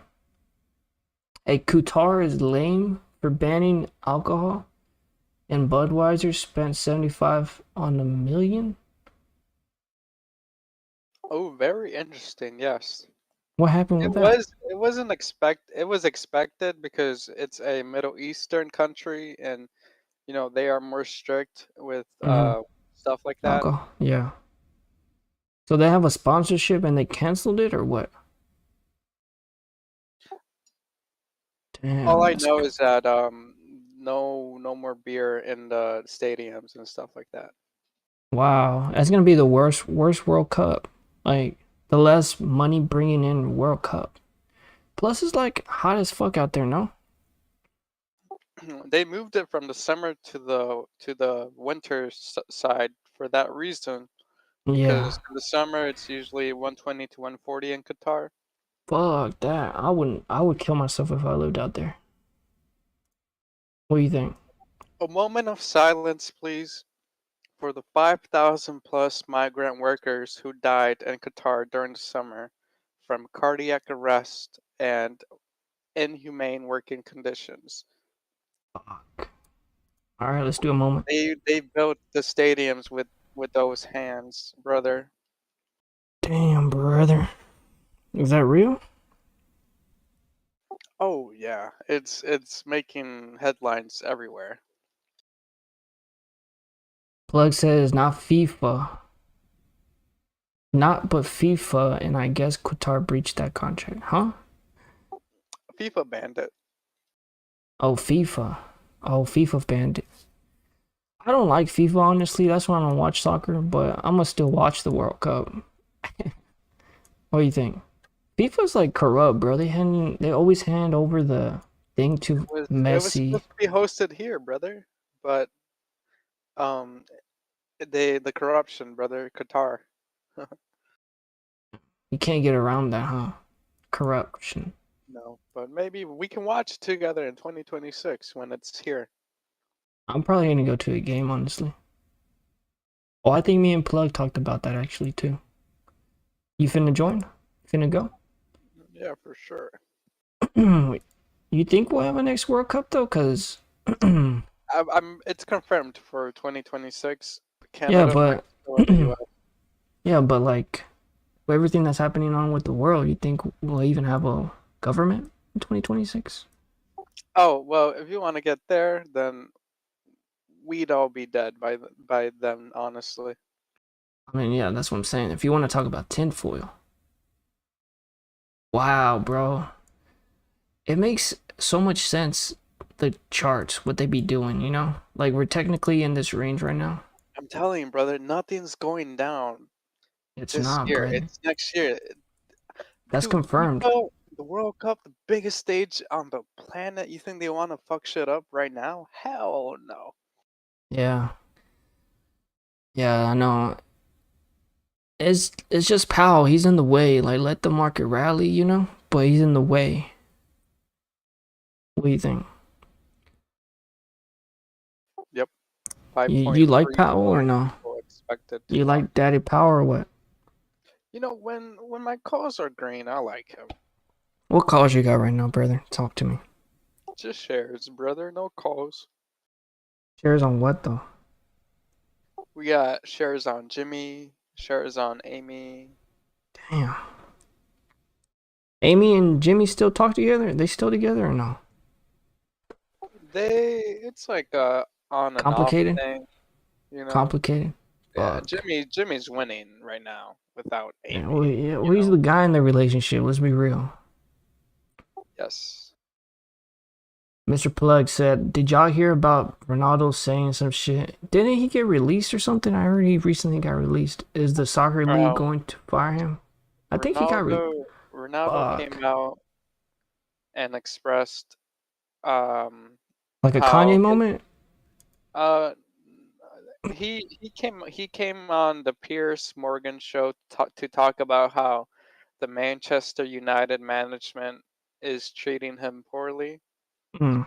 And he just came out and talked about that. Let's not forget, Messi is joining Miami, the MLS. Miami. Oh, dude, for Yeah. real? That's so... He's lazy, bro. He wants to play the U.S. teams? Come on. It's all for money now at this point, you know? Of course, but I do believe having Messi here will help The the league. culture. Exactly. Inspire the But youth. motherfucker should have done that like years ago though. Like at this point, Yeah, he's 35 right now. he's washed. Or no? What do you think? Oh, washed. That's Ronaldo, to be honest. This season so far, Messi has like 12 goals and like 13 assists.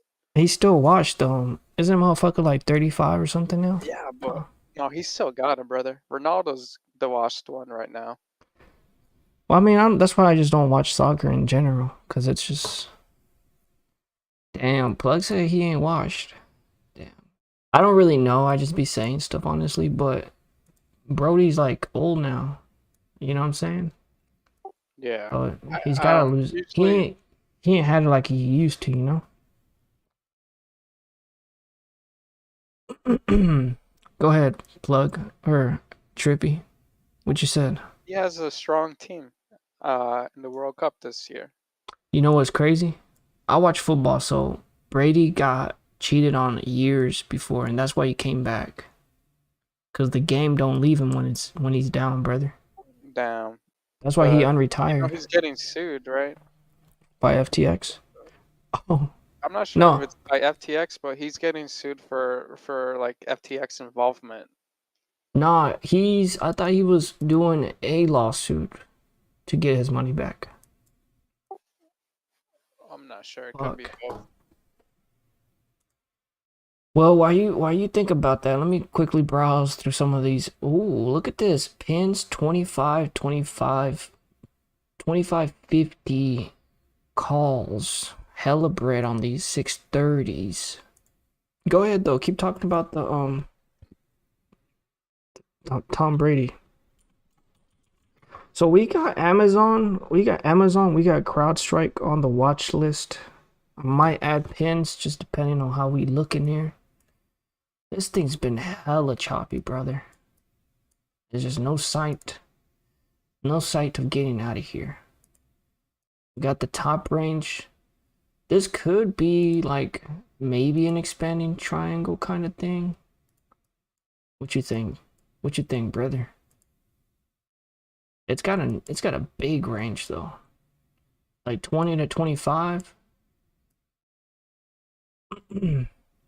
Bro, I think the viewers in here don't even care about stocks at this point. They're just talking about Ronaldo. Damn. Bearish momentum on the 1 hour, bullish momentum. See if we can spot a pattern here. Wow. So big consolidation, brother. It looks like it wants to break out. If we zoom out, it low key looks like a cup handle, brother. What do you think's next? What do you think is next?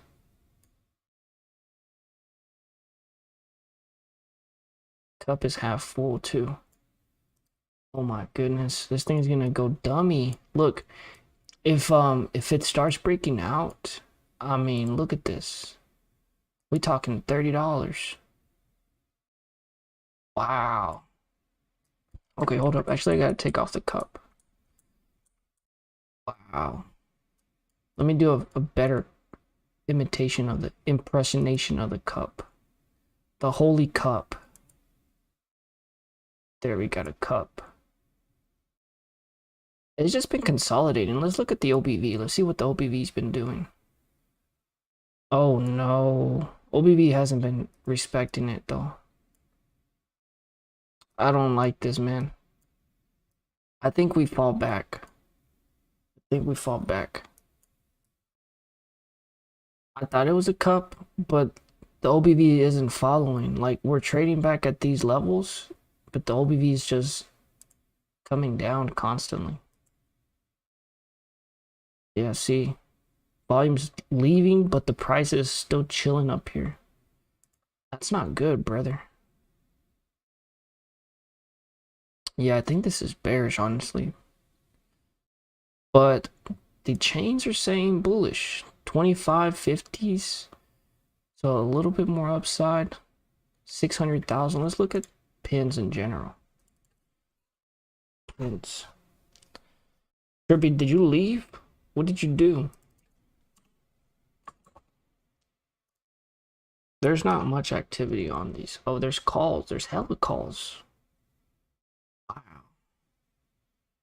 Okay, $29 calls. We were talking about 30. 600,000 on these right here. That's crazy right there. Has it been moving? Has it been doing a lot of... Recently, it's been going up, but it's pulled back. So this might be a good opportunity for the calls. And then lame, they are dragging this market to 4,000 on SPY. Wish it was over for this week, just puts. You bearish right now? I thought you were bullish.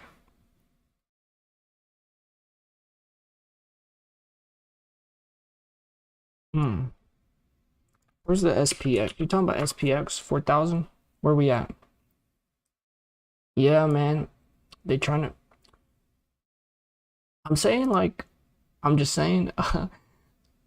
I think Got2 House put like a thing where you got the this is the final run before their actual breakdown.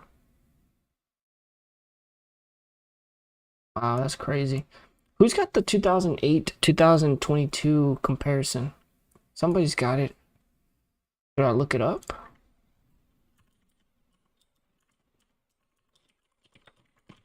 I don't know how to find it. Where's the chart comparison? Plug man, who's got it? Got 2 houses? Got 2 houses in the house? Houses in his name. I need to compare it. I just don't know how to compare it on here. How to overlap it. I don't know how to overlap it. Yeah, I don't know how to overlap it. But somebody was saying it's lining up, and then we have a pennant, which it looks like we have a pennant, and then we finally break down. So we could keep going up a little bit more, like you're saying, 4,000 maybe. Yeah, and then we finally break down. Fuck, that's crazy. OBV is not listening to these people though. Look at this. Like, we're getting back to these prices, and just the volume's just not there. That's what I'm saying though. It's crazy. Damn. That's what I'm seeing right now. I think we've got a little bit more.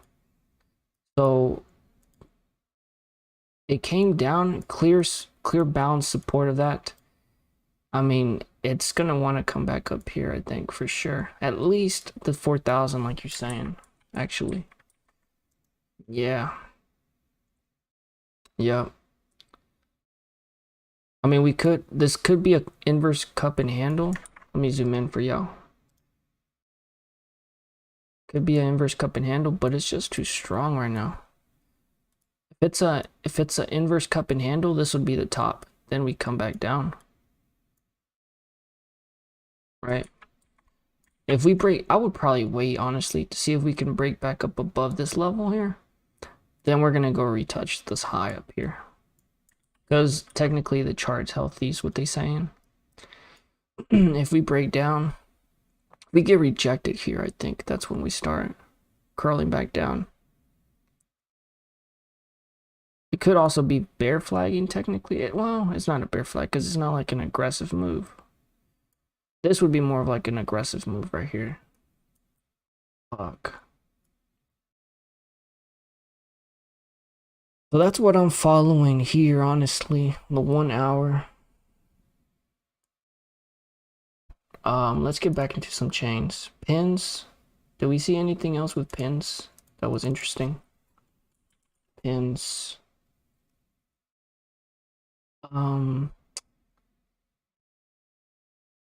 Yo, what's poppin' house? Hey, bro, you had a good chart of the comparison where we have a final wedge and then the crash happens. We kind of charted up this thing here where it has a wedge. How do I find that chart? Or could you post it for me? You got it? How do I sync them up to date right now? Is there a way to do it on here or what? What's up though? Damn, I gotta get ready for.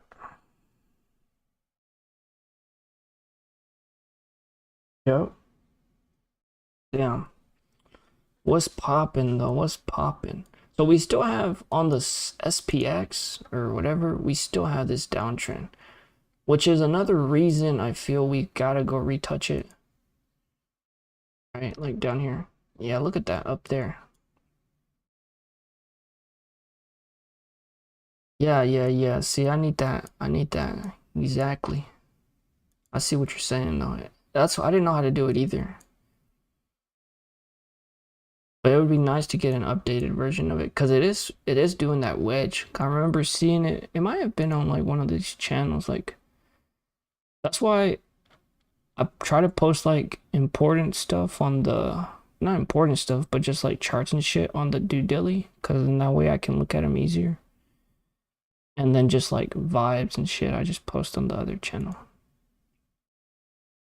Damn, Brody left. What's his name? Trippy dipped.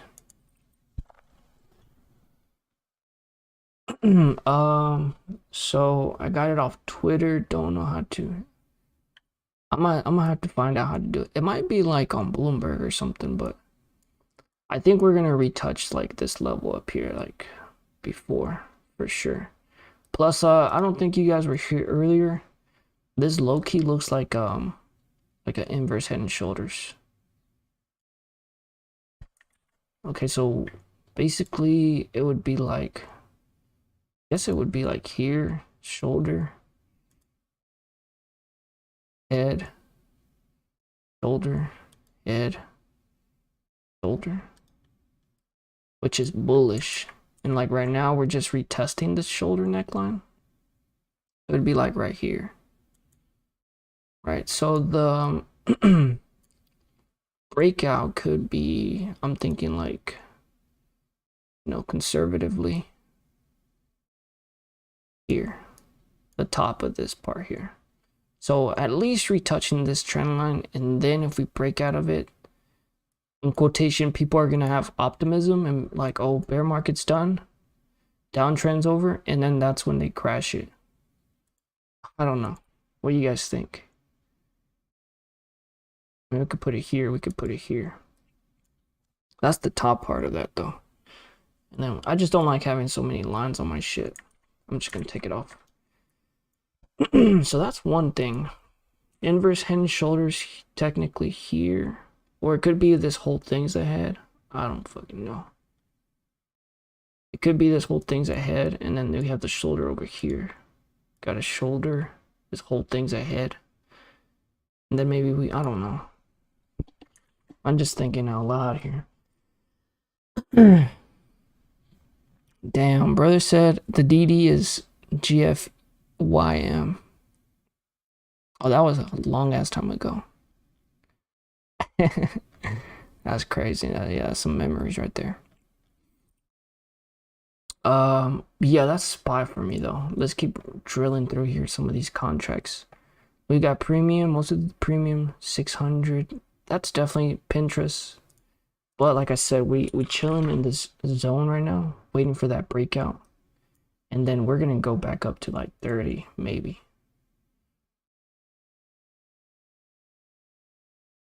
Put that chart. Oh, you're right. I should put that chart in daily, huh? SPX. You best believe. Yeah, we got the downtrend. So let's recap here. We got the downtrend. We got the ascending support. We've got it getting tighter and tighter. If it keeps holding this, what, 3,900, then we're probably gonna push up to like this level up here. Yeah, you're right. We should put this on the daily. You're right. And we got the bullish buy signals here everywhere. Bullish momentum. You smart. I think the only thing that changes stuff though is like Powell, Fed minutes, Wednesday, like all that stuff kind of gets in the way. You feel me? So I don't know. Anyway, let's push on to pins, because yeah, we were talking about this consolidation phase. Hella consolidation. You could even say we have an inverse head and shoulders right here now that I pointed out. Shoulder, head, shoulder. Breakout's looking juicy, right? If we break out of this, we're just testing stuff out. We're just testing patterns out. And we're gonna break out to about, oh fuck. Oh, look at that. Almost. So heavy consolidation. And we got, you know, it could either be that cup and handle here, or it could be the inverse. I'm bullish on pins for real. I know the OBV is lying to me. It's snitching over here, but there's no volume. I think it's just the market's dried up. So maybe the OBV's throwing me off, but the chart looks low-key bullish, been consolidating. So after a nice consolidation phase like this, where we're in this range, then we can expect a bigger move to the upside or to the downside. But to the downside, I mean, we've had to break under 20 to even get bearish, right? We could be bearish. I mean, we could come down here and technically still be above holding this level, you know, chilling. But I'd be looking for that breakout of like, what, 25, 26? And then we could really retouch like 27 and then easily get back up to 30. Fuck, that'd be crazy. So that's the, I noticed pins because of this 25-25 call for like a week or two out. Actually, that's like 3 weeks. So they're, what's that? Yeah, 1, 2, 3, 3 weeks. 3 weeks out. Plenty of time. Low open interest, high volume, pretty much bullish, 67%, 600,000. So that's why we added that one to the list. Pins. Now, one thing I don't like about pins is it hardly moves. It's like $2. I mean, that's a big day, actually. That's like 5% move, right? 5% move. Where's it at? Yeah, it's like a 5% move. It came down, but we're still technically bear and bullish. It had a 4% move. It ended up closing under like 2%. But I don't know why that's the previous open to close. Yeah. The delta's small, but the move is big. I feel you. Alright, let's move on, crack on down through XP. I think that one's Expedia. Not really bullish. Costco, 545, 500,000. Low volume, decent volume. Let me just look at the chart. Oh. What we got here? This thing's been eating, huh? Plug's got calls or puts on this. I can't remember. I would say this looks low-key bullish. We were like inside the pennant. It broke out. We could get dragged back underneath here if we're gonna follow that pattern. If we're following like another pattern, then it could be like what, like a cup and candle. But I think people will be bullish if we get above this level, or what, like 540. Does the plug man have the calls on this, or does he have the puts? This is low-key bullish for me because we have a head and shoulders here that failed to break under, so I think we could retouch the highs up here, honestly, like 600. That's what I'm thinking.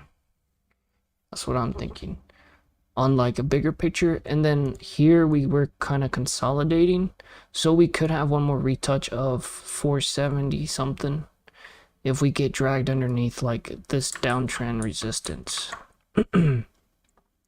Let's look at the indicators though. Let's look at the MACD's looking good, bullish. What's up, dog? You left. Yeah, I was trying to find my cannabis. Damn. You gonna share or what? Yep. Come down here. I can't right now. I'm streaming, brother. I'm streaming right now. And look, we're looking at Costco. You bullish on Costco or bearish?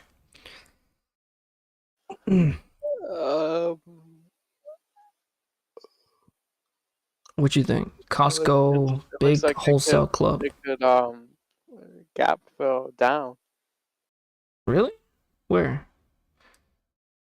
In my eyes, I see it We need you high to like actually look at the DD, brother. Oh, I'm but bullish on it because you can see the head and shoulders. Oh fuck. You can see the head and shoulders. It didn't break underneath. So when it fails to break, I think it goes back up to the, yeah, I think I'm gonna get calls on Costco. I think we're gonna get that Santa rally, brother. What do you think? What do you think? let's do it. The Qatar rally. The Qatar rally, yes sir. I'm looking for head and shoulders fail to break. Let's look. Failure. Yeah, head and shoulder failure. Yeah, okay. So head and shoulder failure okay, I don't care about that. Is a reliable reversal pattern that forms. You see what I'm saying, brother? You see what I'm saying here? Head and shoulder pattern break failure, stupid rich. We're gonna eat on these calls, brother. I think Plug's got calls on this too, actually. Plug, you got calls or did you leave? I think he left. Damn. I think he dipped. I'm looking to see if he has calls on this. Cost. All I see is cost, cartage. Yeah, I can't find it. I think he's got calls though. Man, that's bullish though. This is the head and shoulders break failure. It's bullish. Yup. And I think there was another ticker that did that. I think it might have been CrowdStrike. Let's go. Oh, look at this. 1 hour. If we fail to break underneath, that would be bullish. Yep. So this is good work. Costco, pins, Amazon, CrowdStrike. I need to make a video just like top 5 stocks to watch this week. All right, Etsy, hella volume. So something's up because look, this is a social media kind of platform, and then Etsy is low key like a platform too. Something going on here, brother. Oh, I completely missed Shopify. There's a Shopify entry here. Wow, well, they don't have that much. Okay, I like pins and I low-key like Costco too, actually. Let's see if we can see anything else in here that's interesting. Let's go by bullishness. So Delta Airlines, hella volume on these. Decent time. It's a 10% move. They're expecting a 10% move. So 34.50 right now. They want 38. Delta Airlines. Where are they trading at? This is why I hate keeping it's funny. It's fun looking at some of your old chat like patterns though. You know? Yeah. This looks bullish to me honestly too. Like got the ascending support, trying to break out. What do you think? Are you bullish on airlines or not? Look, my boy is sliding up right now. I think it's bullish. I just gotta stop being so bearish. There we go. 35. So from 34 to 35, it's like a 10% move to 38. I'm sorry, to 38. A 10% move. You can just look that up here. Just tells you right here. Where's it at? 10.24% difference. Fuck. So what we're gonna do before I move on to Delta is just make sure that there's more volume on Costco. Big volume on these 545 calls. Big money. Sort this out by premium. Yup, calls. Puts. They're all above 500. We're currently where? Under 5? About 520, yeah. They're probably selling these, I think. I'm bullish on Costco. I think that's a good one. Hot chains. I'm not going to run through most of these anymore. I think we've got the idea. Let's see if there's anything. I think we have a pretty good list to try to trade. You want to do something for your stream later, or when do you want to do that, brother? Let's see.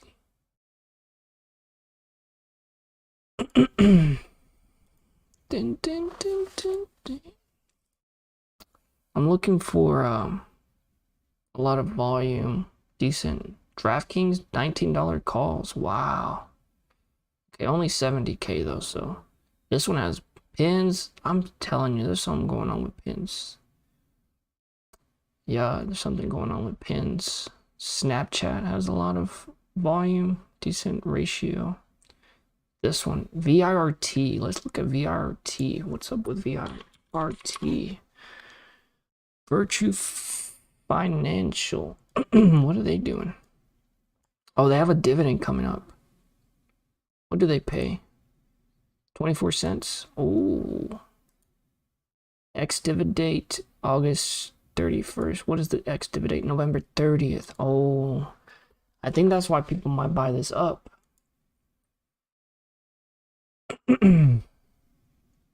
Wow, this thing's near the low. What do they do though as a company? Technical says sell. Engage in provision of market making and liquidity service. Huh. Alright, let me look at some of the other stuff on it. Vert. Oh, it's not. It's noise, brother. It's a cross order. I ain't nothing there. There ain't nothing there.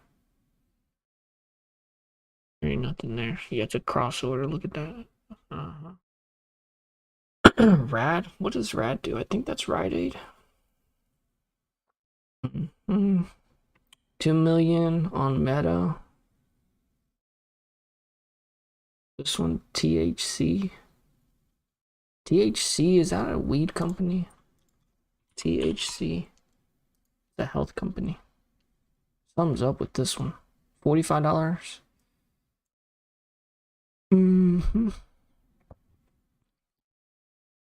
Bullish momentum. Loki looks kind of bullish. Tenet Healthcare Corporate. They missed on it. No, they did. Wait, how much did they bring in for revenue? 4 billion. Fuck. This is cheap though. Somebody's buying calls expecting some upside. How much was it up today? 6%. It could at this point fill the gap to 50, honestly. I'd be betting. I'm not a betting man, but I'll be betting that this one goes back up to 50. I am actually a betting man. Amazon, just looking for a lot of volume. Shopify, Crowd. So Crowd, I like Crowd. DraftKings.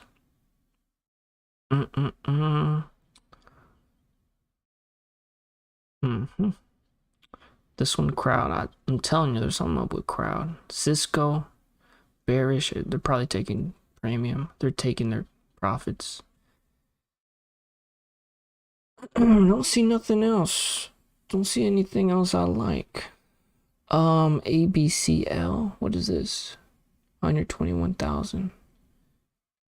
Fuck. I'm not really interested in anything else. I think we've got a pretty good list. Let's just do volume profile, volume open interest ratio. But with big volume, with big money. Let's look for big money here. Crowd. BIIB 335, 300. So that's a 10% move and bullish, and got time. BIB. Biogen. They doing something? Biogen gapped up on earnings. Wow. Fuck. Biogen Healthcare. I don't really want to trade bio. Pins AEO. 18,000. Don't care for 18,000. SITM. We talked about that one. I gotta add that one to my list. SITM. 1 million. CrowdStrike bearish. I think that's part of a spread though. I think 200,000. 800, 600. Yeah, crowd. Something's up with crowd security. Hum. It's a $500 stock. Nope. 750 on this one. MCK. Low key bearish though. Yeah, I don't really see anything else I like. Meta, but that's just noise always. 900, this one might be interesting. Crowd again. See, that's what I'm saying, bro. Something's up with crowd. And Boeing, I think, had Costco. I like Costco. Let's go. We're gonna stick with Costco. CrowdStrike. Pins. Amazon's iffy. I don't really see any flow on it. Should have probably done a better job with flow on Amazon. Let's do Amazon for the boy. I know he left, but we'll we'll still do it. Open interest volume. Let's do 1,000. Yeah. Do like 3. Here we go. Premium. Amazon 95s. Let's do what's the big one here? 92 puts. There's more puts on this, honestly. There's more puts. It could be they're taking profits though.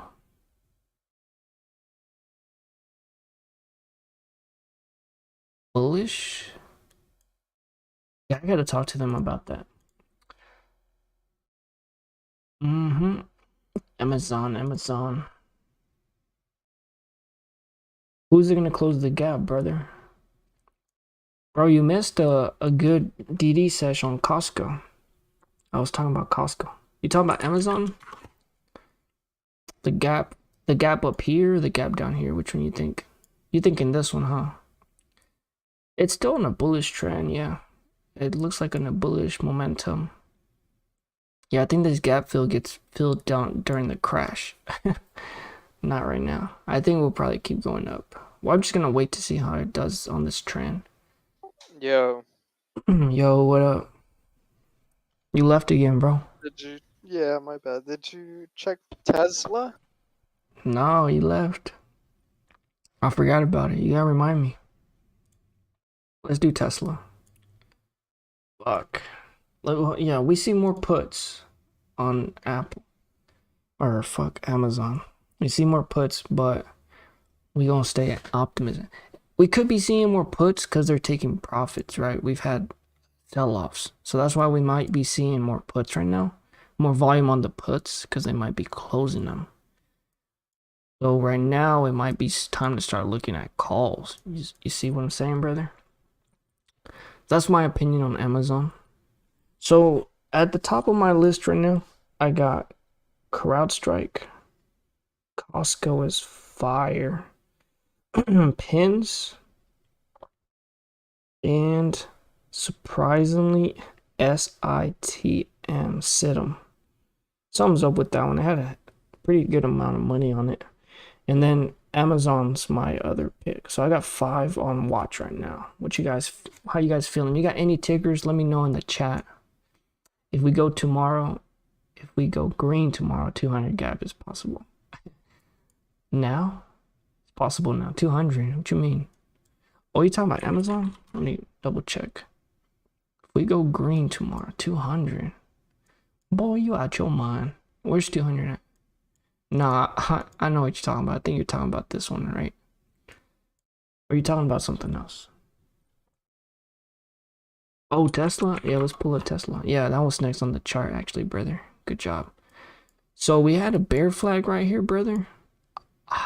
I low-key want to be bearish, honestly. Bear flag.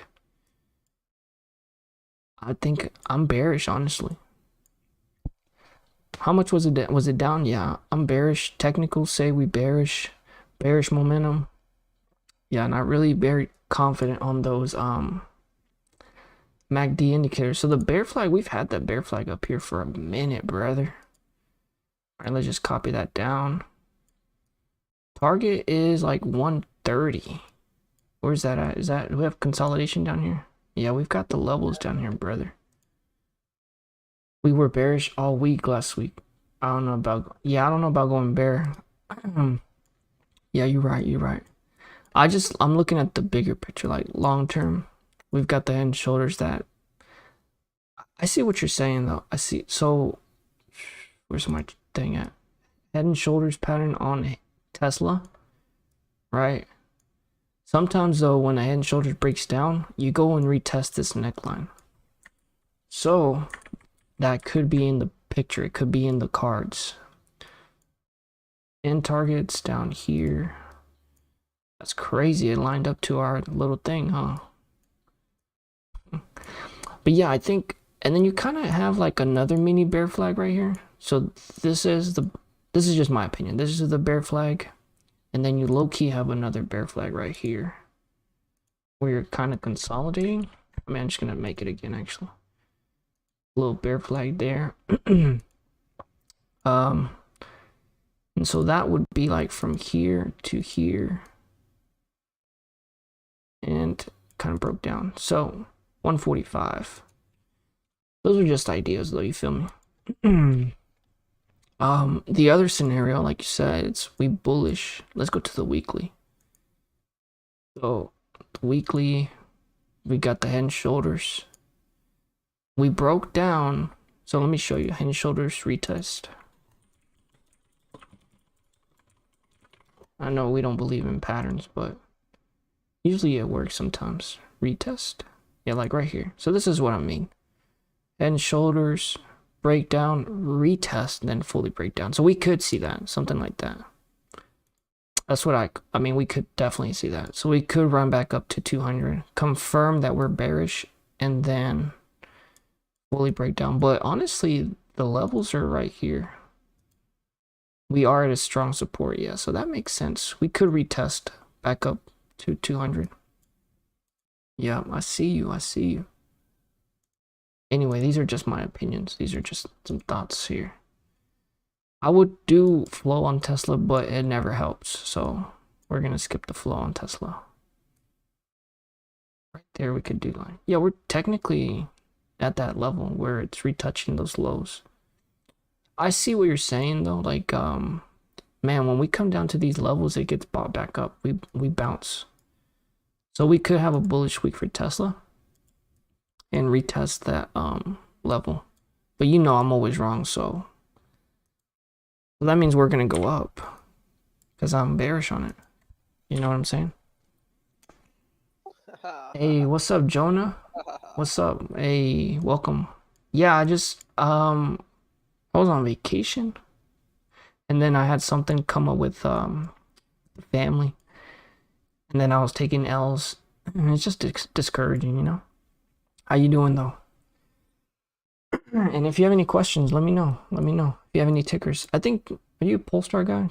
Bruh, I've been keeping up with Polestar. They just reported earnings. I was gonna make a video, but I was busy, and I just be chilling in the Discord and stuff. So if I do anything, it's usually in Discord, and if I don't, then I'm usually handling business, you know, real world business.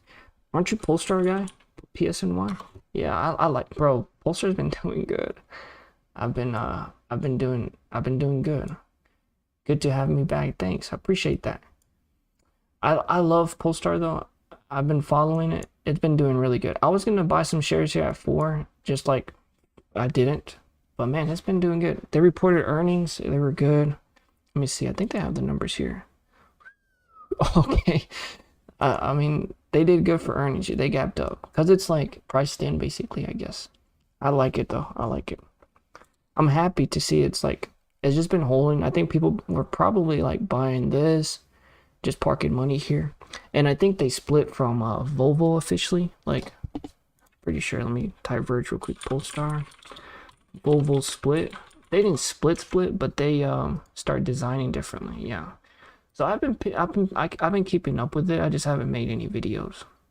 Yeah, Volvo and Polestar finally start designing their vehicles different. I don't know how I feel about that, honestly. I mean, I think it's gonna distinguish Polestar from Volvo now, but I don't know. I think actually it's a good thing, cause now, I think if it's a good Volvo, thing as well. why is that? 'Cause once, Distinguishes them? because once Volvo makes their own electric cars, Mm-hmm. it just won't look like a Polestar. Exactly. That's true. Polestar will look different too. And if Volvo's car design doesn't work, they could just, I don't know, take over Polestar. What do you think? They already own them, but basically maybe like just take the stock public, like buy it back out. What do you think? Fuck, I'm just thinking too far ahead, but I think this was good because now, yeah, because low key I like the Volvo brand, but low key it's like kind of boomerish, like it's an old school style design, and I feel like now Polestar has the freedom to do what they want. The thing I don't like is like now they can't like interchange parts and stuff, and like if they work at the same manufacturing, they've got a whole completely different system. So that's the only thing that I was thinking, because they work out of their Volvo factories and stuff. So, but yes, good to hear from you, Jonah. Thanks for tuning in. As far as the chart though, I mean, I just like what's been going on. It's been holding. It's been doing good. Yeah, we broke down here. This is the last time we talked about it. Then we broke. I think these were just psychological levels. We didn't have any of this back then. And we said, I think if we broke 5, then psychologically we just come down here to like 450. And a lot of people, like, it just consolidated here. I think a lot of people started buying this up. You can see the momentum on the MACD started going up, but the price was still sideways, which is bullish. And then, yeah, breakout. Fuck. A plug man took his tweet back. But yeah, this looks good. This looks good. If it can hold like what, $6, then we'd be chilling. Did I see the post? I think I saw it actually. Weren't you? That was a while back though. I can't remember. You were cleaning it, right? You were like doing I think you were with your dad or something. This is crazy. I wish I would have played some options on Polestar, but I saw the numbers. So let's just clear the stuff out. Should we clear this? Yeah, let's just clear it out. Get a better picture. Bullish momentum consolidating right now. Let's just add some levels to watch. So this is like we could just even move this back down to here. So $6 psychologically nice support for us now. We're really looking at like levels up here. We could just say like $8. So we could start playing around in this range here. Obviously we have like, it's still kind of incremental. I think we're like 7. But I don't want to add that one, it just makes things nasty. Yep. It's bullish though, because it kind of looks like, I was going to say a cup, but we don't have any handle. Trippy, you think there's a cup and handle right here? Nope. What is it then? If you have any tickers, Jonah, let me know. Pattern. It's a what? What is it? I don't know yet. We gotta find out. Damn, I gotta turn you up because your audio it went whack. Alright, say something. Yo, hello. I gotta turn you up more. Alright, I think you're good now. You can talk. Say something? Yeah, Oh yeah, you're good now. It does look like a cup and handle, actually, but I guess we'll see. Yeah, we'll have to see. Fuck. But yeah, I didn't look at the numbers on earnings for Volvo or Polestar. Did we look at those, I guess? Fuck. We're diverging right now, but I do need to make another video with them. Yeah, Polestar. Let's just do Polestar stock and see what pops up. I haven't seen any news come out, honestly. It was just like institutionals buying and stuff, but yeah, surges after first ever profit. Oof, that's so nice to see. Yeah, I guess we could watch this. Nah, I'm not gonna play you a video. I'm sure this is all like a few weeks old though. Right? It came out like, yeah. Wow. They were estimating a loss of 12 cents. They reported a positive profit. Revenue was a miss, but it was close. That's nice. Like, earnings per share is like a big beat. This was a close miss. Yeah, top line, sales were up 100%.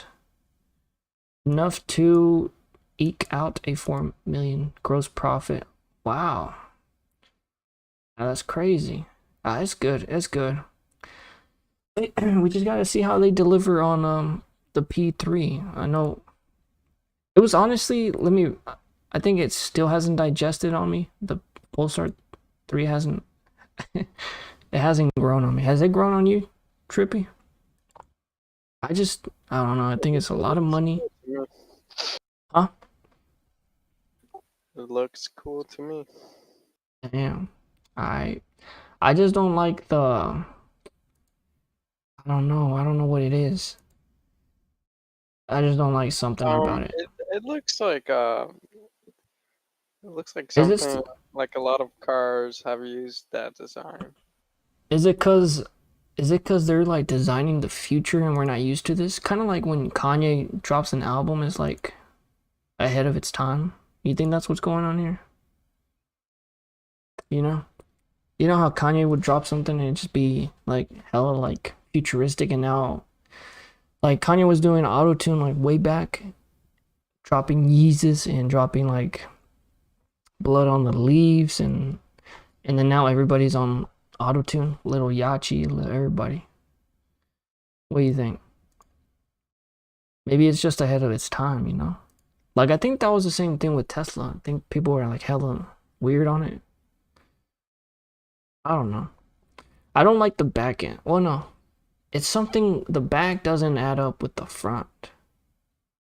That's what it is. For me personally, though. But it's still, I mean, if it sells, it sells. Oh, and I think the specs were a little underwhelming. I think it was like 80,000. Like, you know, I think for the base one. And it was like, some of the stuff was just a little underwhelming. Some of the numbers. But I think all that can, like, get better over time. Fuck, where is the... I think it can get better over time. Let me let me move something over here. Should we look at some chain? What should we do for it?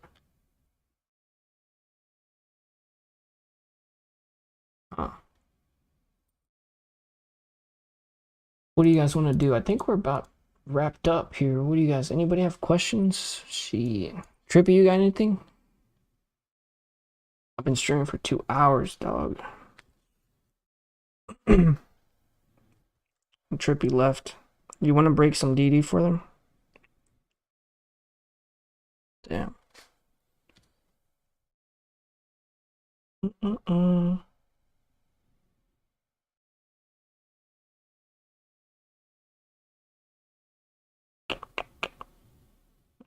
Go right there.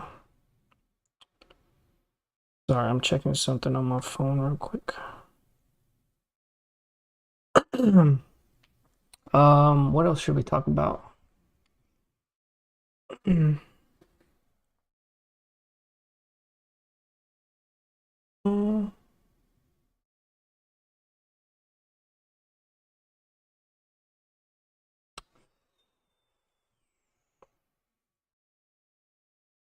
Yo, Plug, what do you wanna, you have any tickers on the list or what? What's up? We just listening in right now.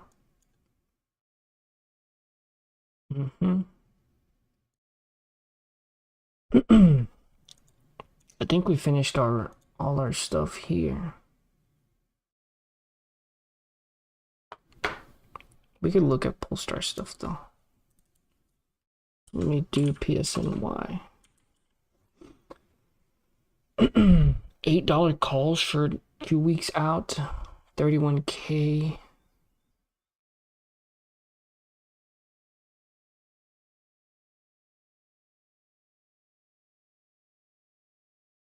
That would be up here. Where's the volume for this? Oh, I don't have my volume thing anymore. I've been playing around with some of the indicators on TradingView.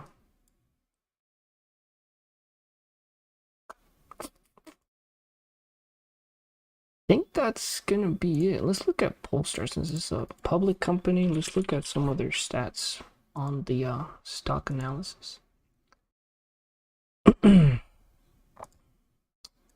Polestar statistics, 13 billion. I think their balance sheet's not that good though. We can look at a full balance sheet. I think there's like interest on this stuff. Is there long-term liabilities, total debt? This is on an annual. Let's look quarterly.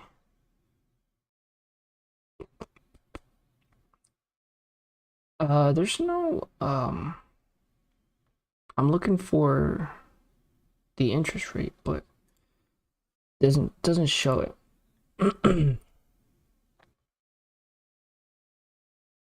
3.4 price to earnings ratio. That means they're profitable. Whoa, hold on, what? Let me look at this. Let me double check. That would be nice to see if they're profitable. That would be nice. I think Polestar is like a safe company, except recession and everything it just hits it in the. It's like it's a wall. No, it doesn't have a price to earnings here. It must not be profitable. When are they expected to be profitable?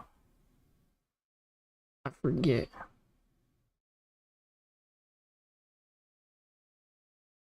It's okay to have debt as long as you're profitable. It's not. Let me valuation.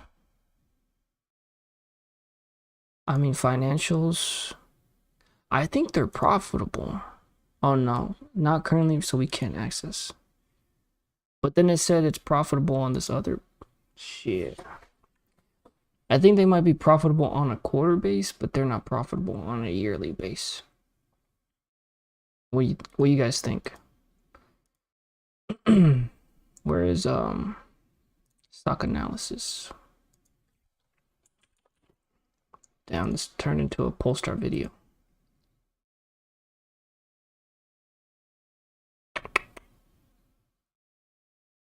So they got a PE ratio. I'm pretty sure PE ratios only go if you're profitable.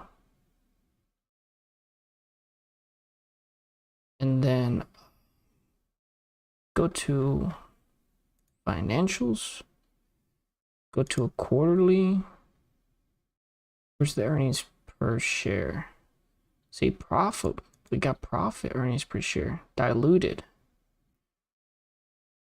But I think it might be too soon to say because we don't we're on a yearly basis, we're losing money. I think it's like 2024, 2025 when they get it. Damn, I don't know how to end this live stream. Trippy, you have anything to say about did you leave or what? Brody left, I think. Everybody else about done? I think I'm about done too. I think Zoom, we're doing calls. Oh yeah, I forgot to add Zoom to my list. And I should actually work on some more Polestar DD, some more Polestar videos. What do you guys think? We'll probably do one just focused on.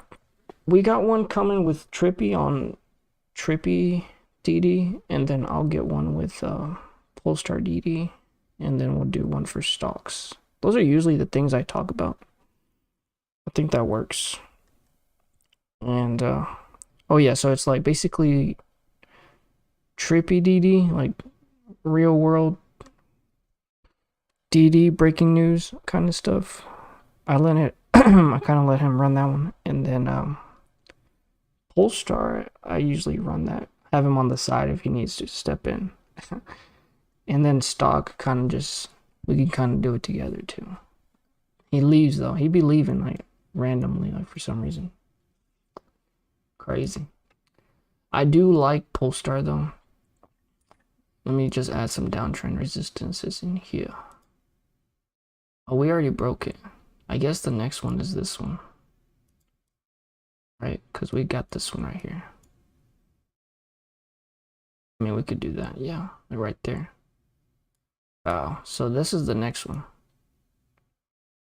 So probably like 750, somewhere around here. That is the next resistance for Polestar. We got the side resistance. This will probably be a battle then. Somewhere around here, 750. Or it could just, I mean, yeah, is this going to be the battle right here, the downtrend? Because I guess technically we're bearish on the overall pattern on the chart, but we did break this first one, which is bullish, right? We broke this one. But there's always more battles to come. Anyway, I think that's going to wrap up this one. Everything else was pretty good, I think. So let me just do Bros, Rivian. Oh, we didn't even talk about any of these. Let me just quickly look at the charts on these. Rivian. Oh yeah, Rivian's gonna be a play soon. Also, I think. Bearish momentum. Let me switch to this one, MACD. Yeah, this one's been consolidating. We got the support here at 30. Man, this thing could get nasty. I think this is gonna be a fake trap where people want to step in and start trying to short it to the lows. But I think we still have more room to go before we break down, right? So I think we probably bounce off back. Probably around December, we probably get a bigger move, I think. Let's look at Coinbase. I think Coinbase was a pretty good example. Like, there were many times when this thing could have, like, broken down. It really did wait kind of to the end. So, consolidation. It broke out and then it retested this descending support and it failed. So that was pretty much it for it. So that's a good example there. Rivian, I think, still has some room to go a little bit. It could be that, or it could be where it's downtrend. What the hell? Downtrend here, and then you have just, it's like a descending triangle basically, or it could be the whole wedge. But this is really a good support for it because it's been like respecting it here a couple times, you know. So Rivian, kind of important, but not yet. And what's the other ones we had? Plug, the trading desk. Rum is actually a good one. I think this is a good shorting one. That's just a good, not yet. Yeah, so we kind of talked about this one a little bit, I think. Consolidation phase right here, and then breaking down. So this one might still have some downside actually. I actually think maybe like to like low 8s. Yeah, it's up big today, but it does have some big. Let me clear this out. Okay, let me add another, because this one, you gotta remember, this one doesn't really make any revenue. I think this is a strong resistance. You see how this right here, this is resistance here. I mean, psychologically, just $10, I think.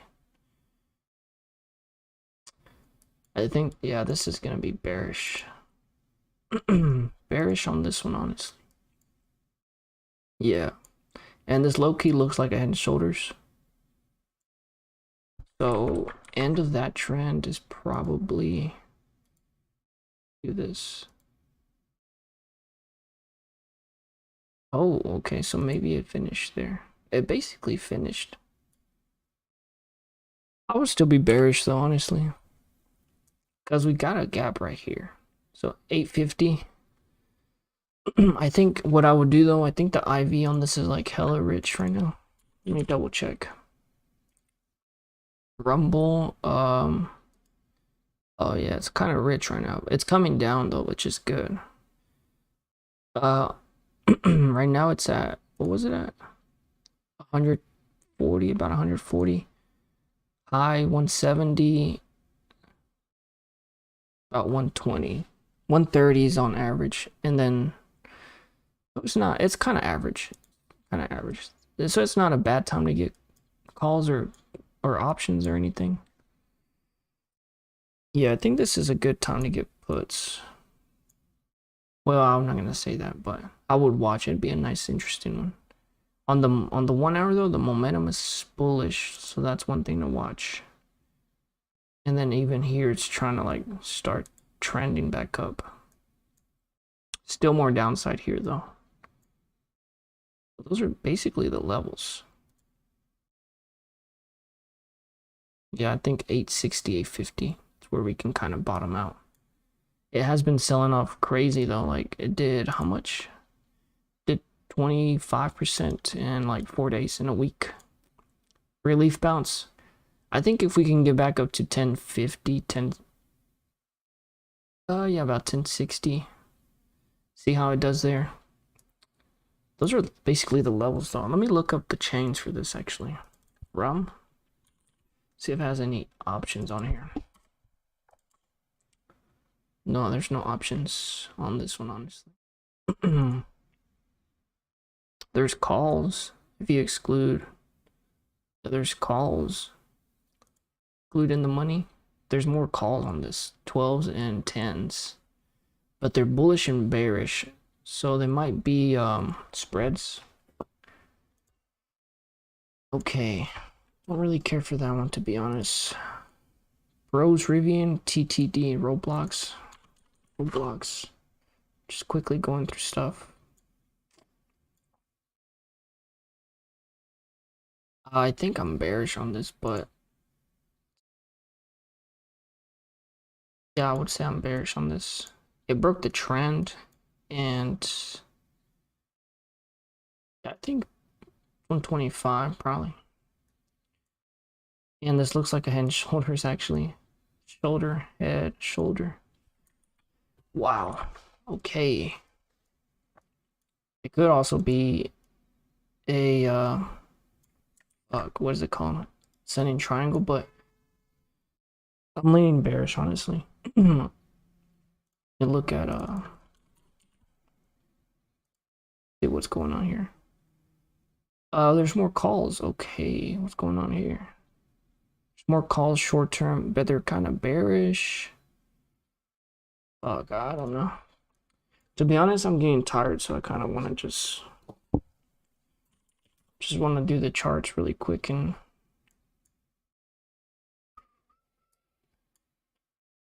okay, so this was earnings.